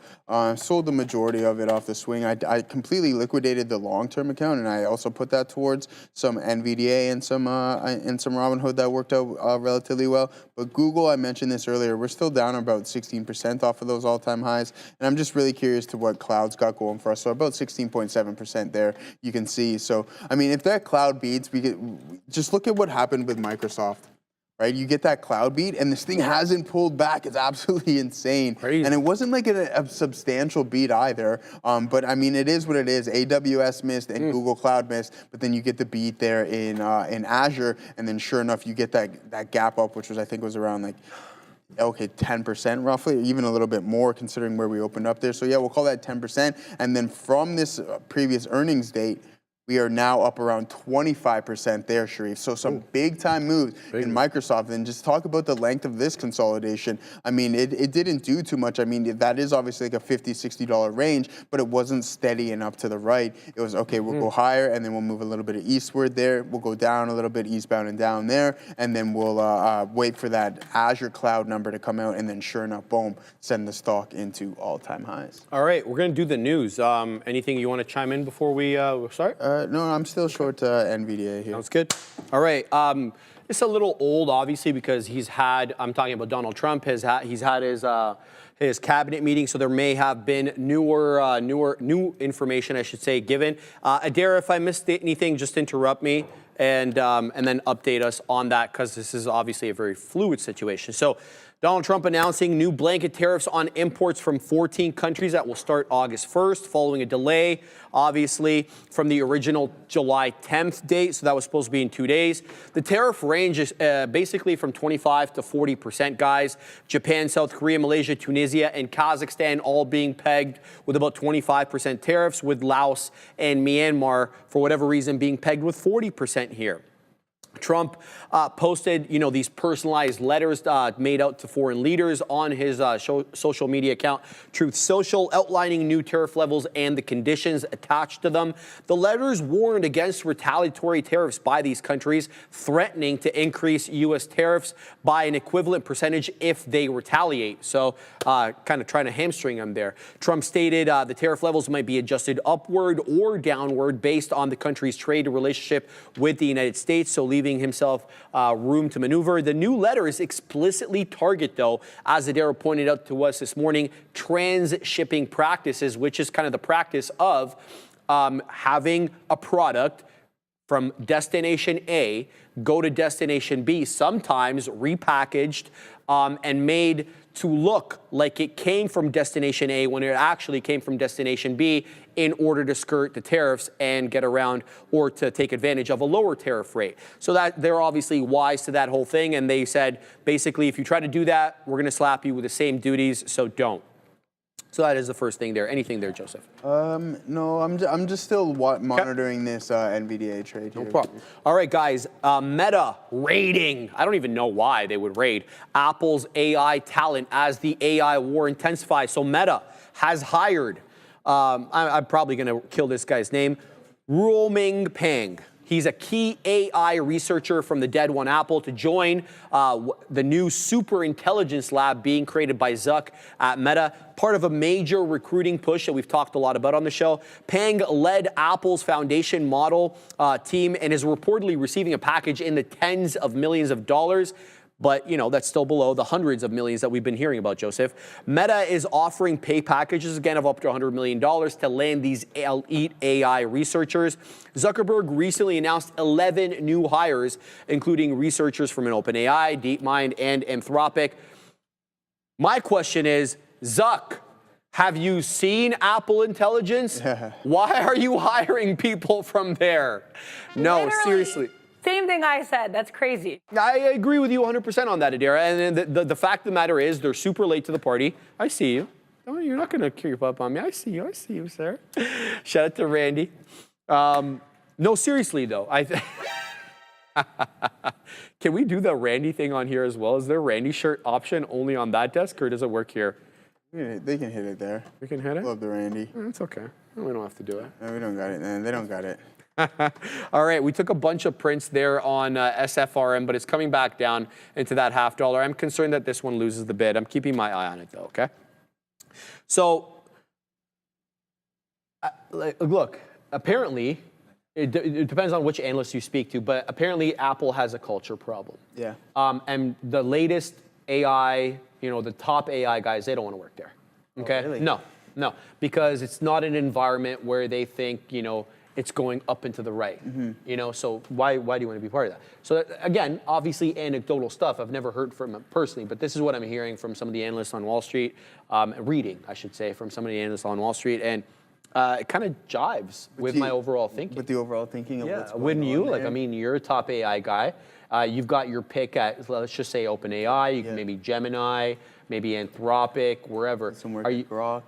Unless Apple's gonna throw cash, like the way that Zuck's throwing cash. Yeah. Are you jumping ship? Which they usually don't tend to do. Which they, not that I know of. Right. I mean, I don't know personally. I know they don't do these massive buyouts like some of their competitors, but I haven't heard too much about their pay packages, to be quite honest. Yeah, I mean, Fact check me on that. Yeah. Again, you just want to go with the best in class, and you can see that it's been struggling. So we know Google was going through some cultural issues as well with Gemini and everything that was going on. It's like far better than the garbage. Well, they don't even really have any. They don't have anything. They haven't. Apple has. It's okay. There's some Glass? stuff, Joseph. There's some on glass. No. Okay, I was gonna say. No, there's some AI stuff in here. It's not the best in the business, certainly. Like their photos, you can kind of search using keywords. So like I've got, I don't know how many photos you have. I have over 15,000. But didn't we already try it one time and it didn't work? It did work. Like, let's do it again. All right, let's try it one more time. So give me. Let me search over there we here. go. Let's go pool. Type in pool. No, well, I guess I didn't take any pool. Oh my days. Let's go, mom. Yeah, Doesn't realize my mom. He doesn't even know who my mom is. What's going on? So this case is not working out too good for you. Probably a bad example there. Yeah, not working out too well. But you should have done tennis or gym. You had plenty. I don't of take those. any pictures of tennis. I'm playing. That's why. Oh, okay. But the gym, you got plenty of those. If it doesn't have gym, I'm going to fight it. Then I'm going to fight it. Then all right, hold on. One more time over here as we take Prince to the high side. Let's go, Jim.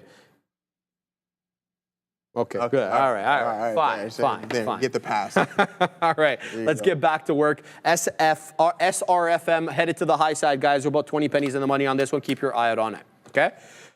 Tesla, anything about Apple? No. They just need to get their act together. I think we've been saying this for a long time. They're usually not first to the party, but they usually get it the best and right the best. Yep. I don't know. I think the party is now officially over, and now they're going to the after party. And Apple's most definitely the most steps behind out of all these hyperscalers. I agree 150% with that. All right, let's talk about Tesla. So there are a couple of stories about Tesla.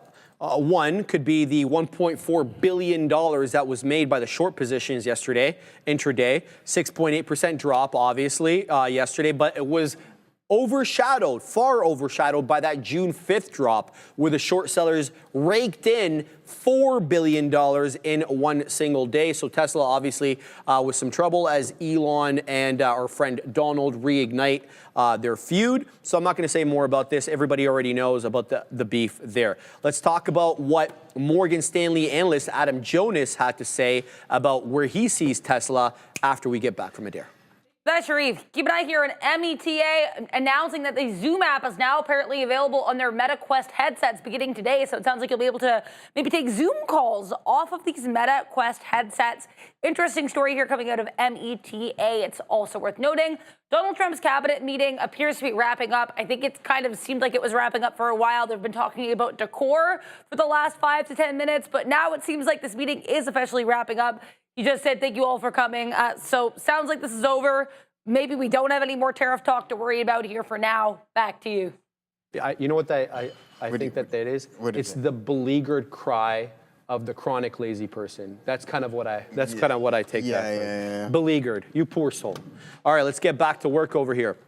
The political distractions are not pleasing Adam Jonas at Morgan Stanley. He warned that Musk may divert more financial and executive focus towards his political goals, adding obviously short-term pressure to Tesla, and that's not what the investors want. They want him to focus exclusively on the company, as Joseph made the point multiple times. He highlighted, Jonas that is, Tesla's potential in humanoid robotics, estimating that substituting just 10% of Tesla's current workforce on the factory floor could add about $2.5 billion in value. We'll see it when it comes. He also was not very pleased with how their energy storage business went.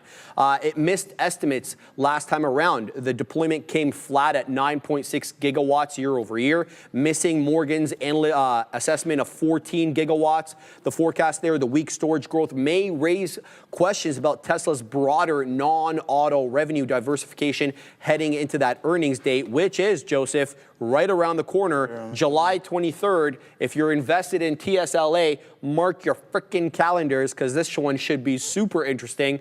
Jonas also sees a possible AI Day event this fall, Joseph, which may help boost sentiment and attract top-tier tech talent. I mean, would you rather work for Timmy C or our friend Elon? And think about this one carefully, though, because Elon can be quite insane. Absolutely. And he's probably not nice at all. That's a good question. I think I would have to go with Apple. Just because you'd like the I think there's a little bit more stability there, right? You don't have the CEO of your company. One day he's focused on Tesla, the next day he's in Doge, and then he's like, all right, never mind Doge. I don't like Trump anymore. I'm starting my own party. Never mind that. I'm doing something else. He's kind of all over the place, but that's just kind of And if he speaks to Donald Trump in that way, just imagine how he'll speak to you once he's pissed. You know what I mean? He is probably gonna crap all over you, and you're for me, yes. So I'd probably have to go the safer route with Tim Cook. Could there be more potential upside with the Tesla? 100% Absolutely. Totally agree with that. But as for stability, I would definitely go with MEC. Jake Weston, we're just kidding. We call him Elon as a joke. We don't actually think his name is Elon. Elon. Okay, I hope you get that. Elon. All right, continuing to take prints here on SFRM to the high side. Good look, very happy with this trade. We'll take more off there as we're back in Positiveville, baby. Up into 82s we go. That's where I'm waiting. That's my last beak wetter, so let's set up some more. We're going to go there, and then we'll also wait in the 90s as well for a nice move up. So SRFM headed back to the high side. Let's see if it continues to go. Let's go on to the next story, though, Assassino. Oh, CoreWeave. CoreWeave to acquire. This is a bit of an older story, but we'll get more into it because it came in yesterday, but we didn't really go into the details. Maybe Adara did. I didn't. CoreWeave to acquire Core Scientific in a $9 billion all-stock deal. As you know, CoreWeave just IPO'd not long ago.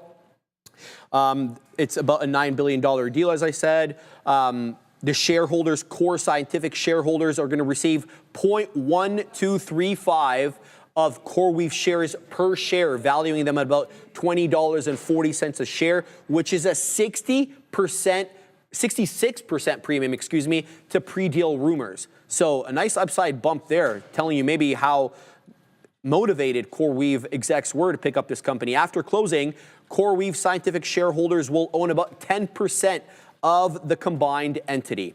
The acquisition does give CoreWeave ownership of about 1.3 gigawatts in U.S. data center capacity, with about 840 megawatts already under CoreWeave contract. The move eliminates $10 billion in future lease obligations. Interesting. Boosting the operational flexibility that the company has and lowering their long-term overhead. Last but not least here, Joseph, CoreWeave gains the option to divest or repurchase Core Scientific's crypto mining operations, which currently drive about 89% of the revenue. So you feel like they're not really buying them for the crypto move, but reserve the right, if crypto goes crazy, for them to get back in. Wow, yeah, that's interesting. Very interesting. Yeah, very interesting there. So, I mean, CoreWeave, we've been seeing hovering around those highs. I'm going to just hop out of this NVDA trade here, guys, just because it's not doing what I want to, and I just don't want to expend any more mental capital on that one, so I'm out. Yeah, it's hovering around those highs. It's going to continue to hold up around there for now. Anyways, if that neckline breaks, then who knows, you can maybe get a big-time spike to the down. So let's show what Joseph is talking about. Him and I talk about this almost at least once a day.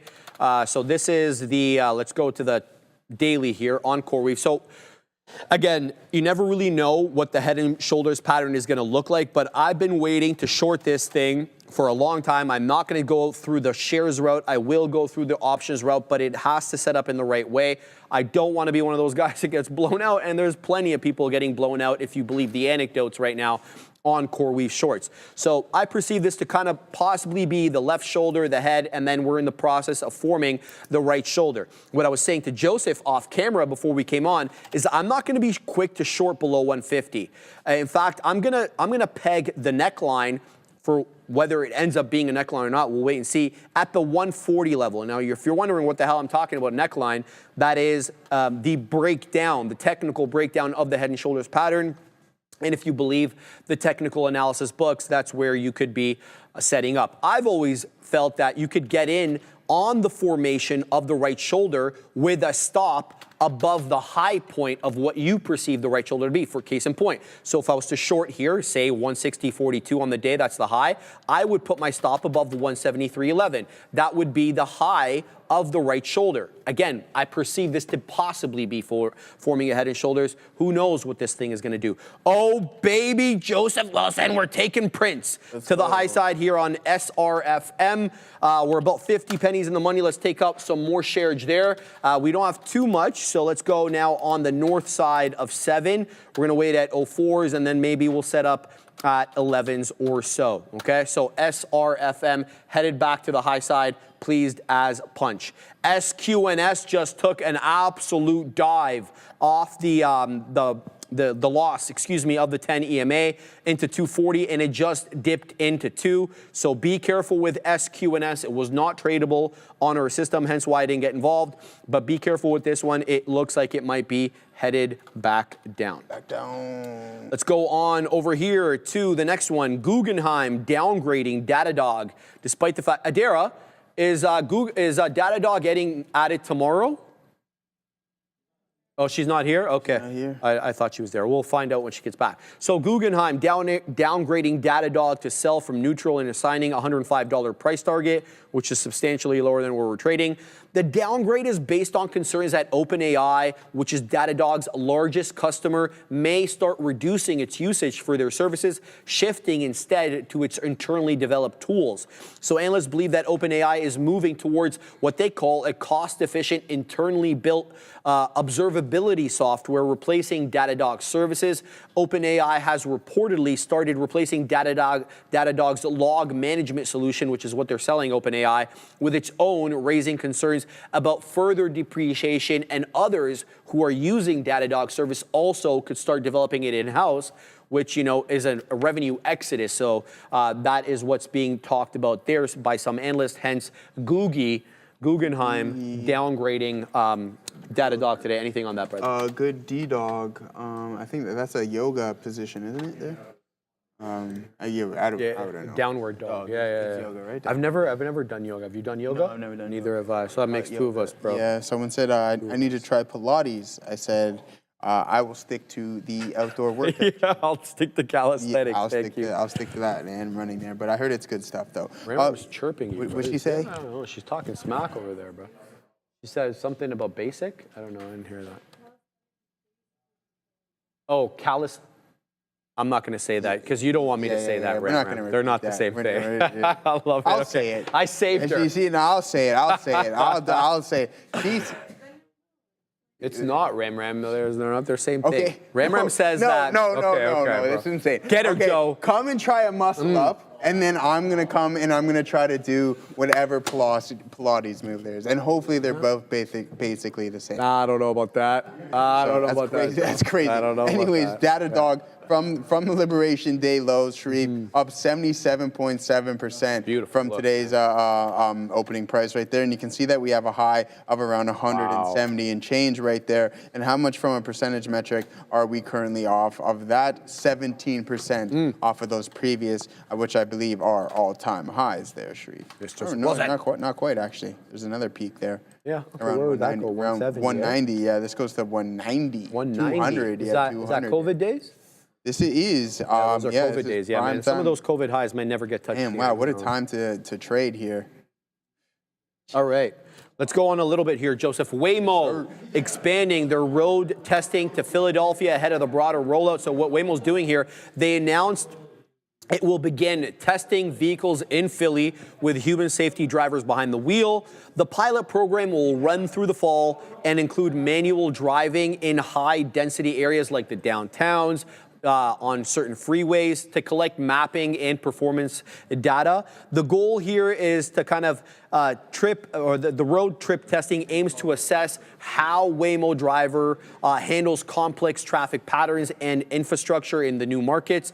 Data gathered in Philly will help determine if the city could be a future location for paid autonomous ride hailing through Waymo One. And just to give you an idea, they're already doing similar tests in New York City, where Waymo is seeking permits to eventually operate as with trained specialists out in Manhattan, and they already have fully autonomous ride-hailing through Waymo One in Phoenix, San Francisco, LA, and Austin. And as we reported to you guys, Atlanta, Miami, and DC are planned launches for 26.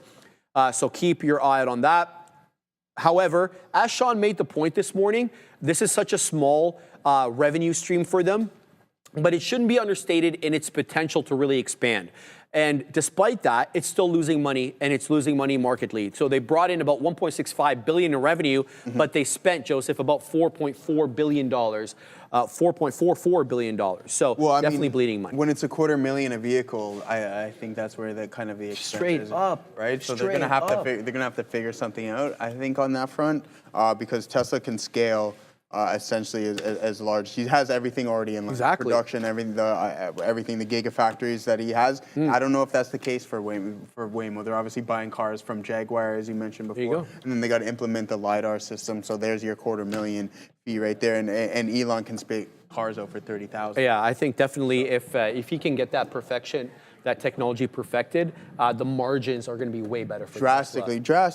I agree with that. And that's what the market's forward looking at, right? They really want to see this Optimus bot. I mentioned that. I think at some point you'll be able to go to Best Buy and buy the B2000 that does this, this, and this. Maybe in my lifetime, I don't even know. But as for kind of just the autonomy fleet, I think even though Waymo is in more major cities, I think just the scalability is easier for Tesla once he goes through all that regulatory processing. I agree. And a lot of people, they make the case, though, let's just talk about this for a second, that Waymo has the real world data. They're out there with their cars, driving people on roads right now, picking people up, dropping people off. But what a lot of people, I think, forget is that everybody who uses FSD is sending data back to Tesla. They've got data too, man. I mean, it's not that's just what people were saying about Tesla for a while. It's not a car company, it's data collection. Straight up, right? So. All right, let's go on here. HSBC downgrading Bank of America amongst others. They downgraded Goldman, they downgraded JP Morgan. This one here, this note is on Bank of America only. So HSBC downgrading Bank of America from buy to hold, even as it raised the price target up to $51 from 47. They see limited upside following a strong rally in the stock and a stretched valuation. They did mention stretched valuations as well for JP Morgan, if my memory serves me right.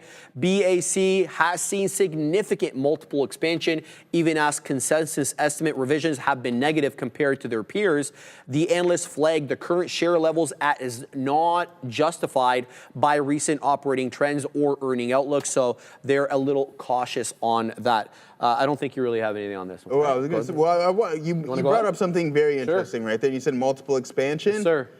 But we've got a forward PE of around 14.5. What are the peers though? So let's do an analysis because I know IB gives us the peers immediately. So let's go JPM, Joe, right here. So JPM has where is it? PE 14.71, but look at this. Versus industry 13.93. Yeah. So JPM only trading at a little bit of a premium there. Yeah, and same with BAC is what I was getting at. So 14.3. So I mean, with the industry average around 13, that's not substantial in my opinion. No, and again, like what you and I were talking about JPM, again, there could be a very good tailwind if they have a deregulatory push, which the current administration has made very clear that that's their intent. Like if we go to the likes of advanced micro devices. Remember when we were talking about this thing's forward P was like 2,600 or something like that? It's now cooled off. Yeah. 98, but still, compared to the rest of the market. Well, that's what everybody always says. Right? You work your way into that PE, right? Well, there comes the multiple expansion. But Josh Brown says that PE don't mean ish, man. Hey. All right, let's talk a little IBM. Not one that we often say anything about, but a respectable headline today.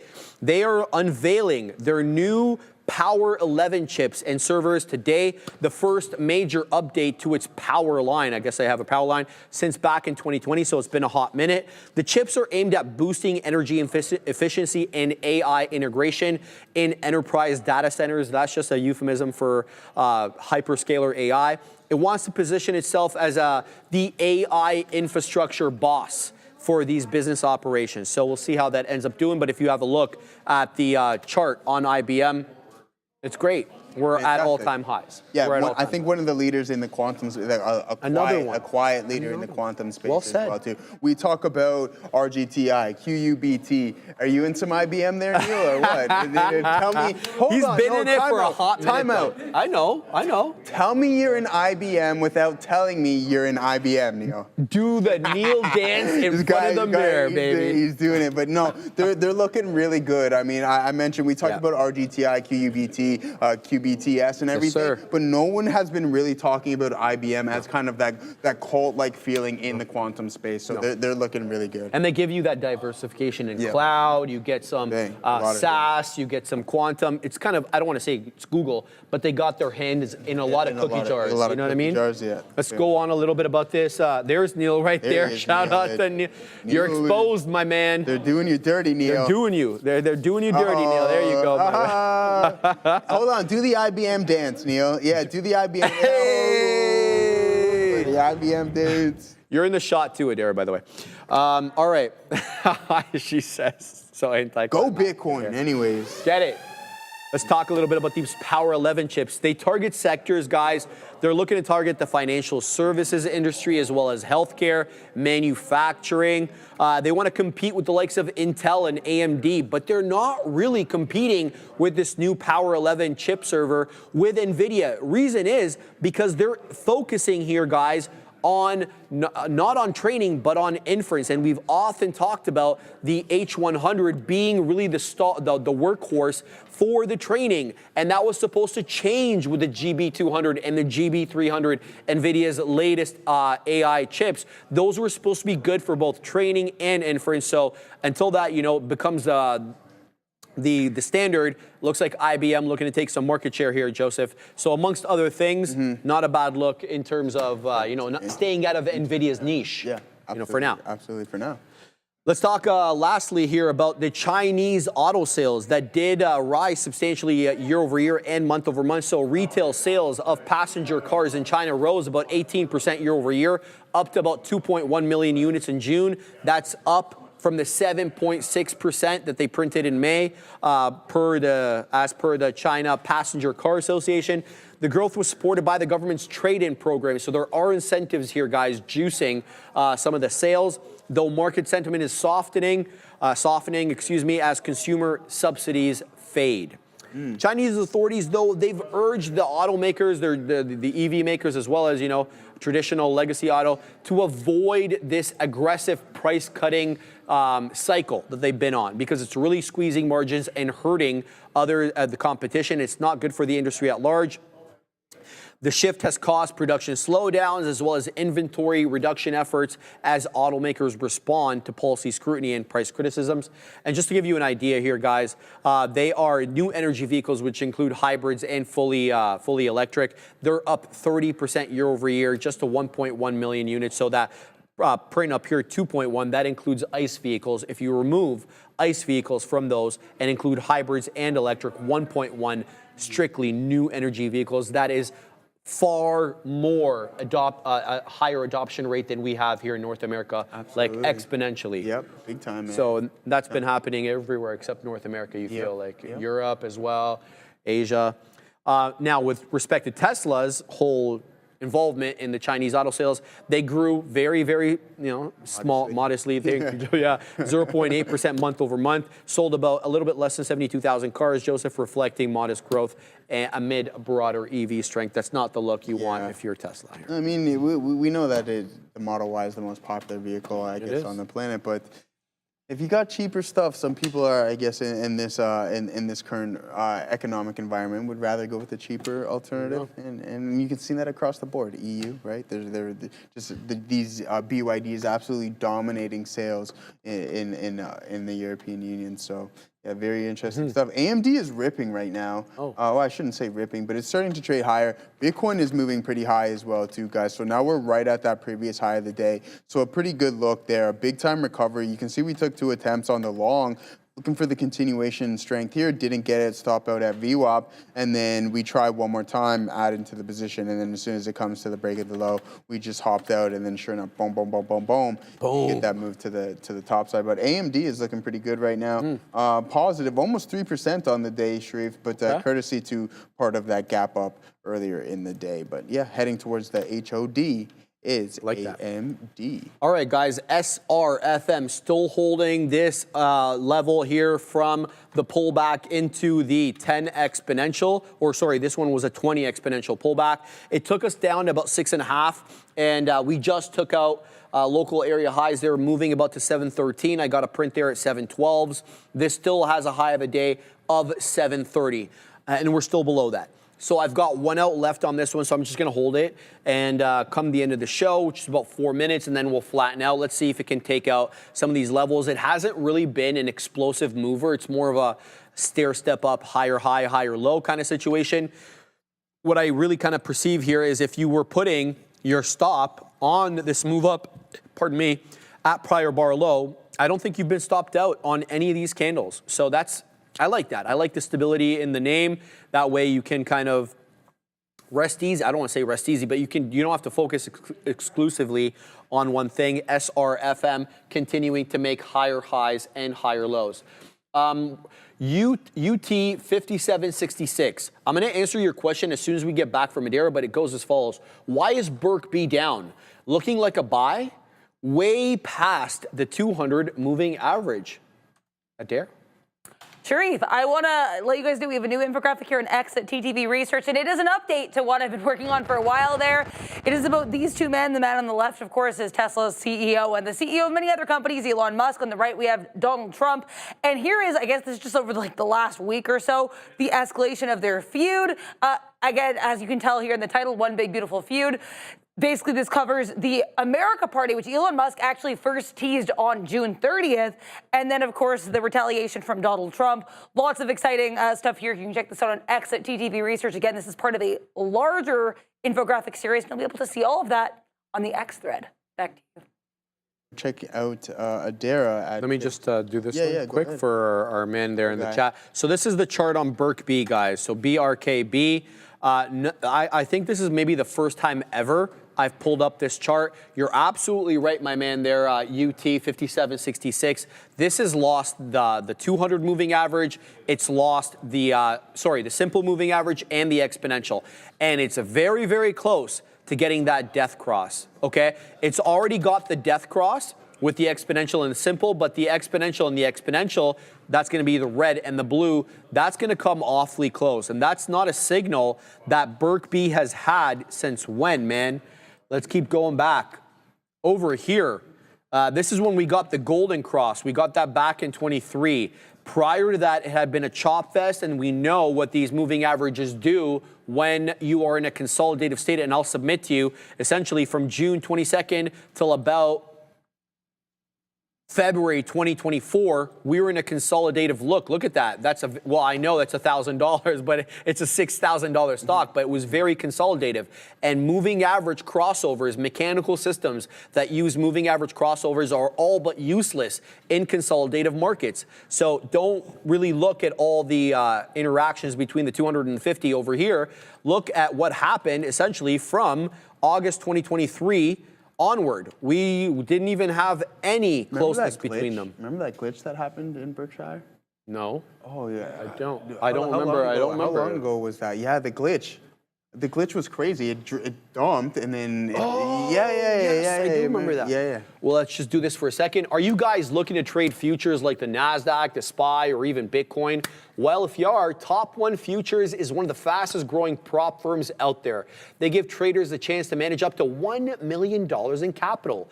And you can choose your own path. You can select instant funded, you can select challenge, or even a pro account and start your trading your way to real payouts and even a live account.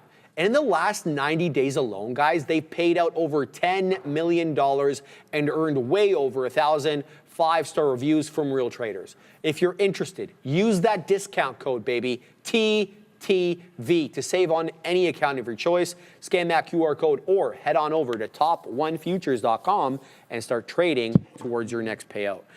I don't have anything fundamental to say about Burke. Yeah. I'm assuming maybe it's selling off a little bit ever since your boy Warren announced that he was gonzino. When's he done? 26, no? He's done 26, but you know how the market is. It's always forward-looking. It's pricing it in before it even happens. So I'm just assuming that was it. I don't personally follow Burke B, never been invested. Don't even really know all the companies they have in their portfolio. So with respect to fundamentals, I can't really comment. But the technicals, it's not a good look. It's breaking down below the 200, and you're about to get the death cross. A valid point that you had. Remember, you said he owns like 5% of the bond market. There you go. Madness. I forgot about that stat. It's absolute madness. It's ridiculous. 5% of the bond market. Oh boy, is insane. Oh boy. And Wayne was telling me something before we sent it back there. He was telling me how he structured some puts somehow that he bought like, I don't know, a couple decades ago that expire relatively soon. So he's just been cleaning off these puts that he's been for like 20 years, that are set to expire, I think, at the end of the year. Okay, guys, it is 2:02. Sean looks a little different today, he's changed, He might look a little different here. I don't know. How you guys feel? Love it. He doesn't have his hat on. He doesn't have the hat on. All right, guys. Joseph and I will see you same bat time, same bat channel. Big boys are that away. I think Sean looks fantastic. Yeah. You know, you able to get a nice haircut. He's a little older though.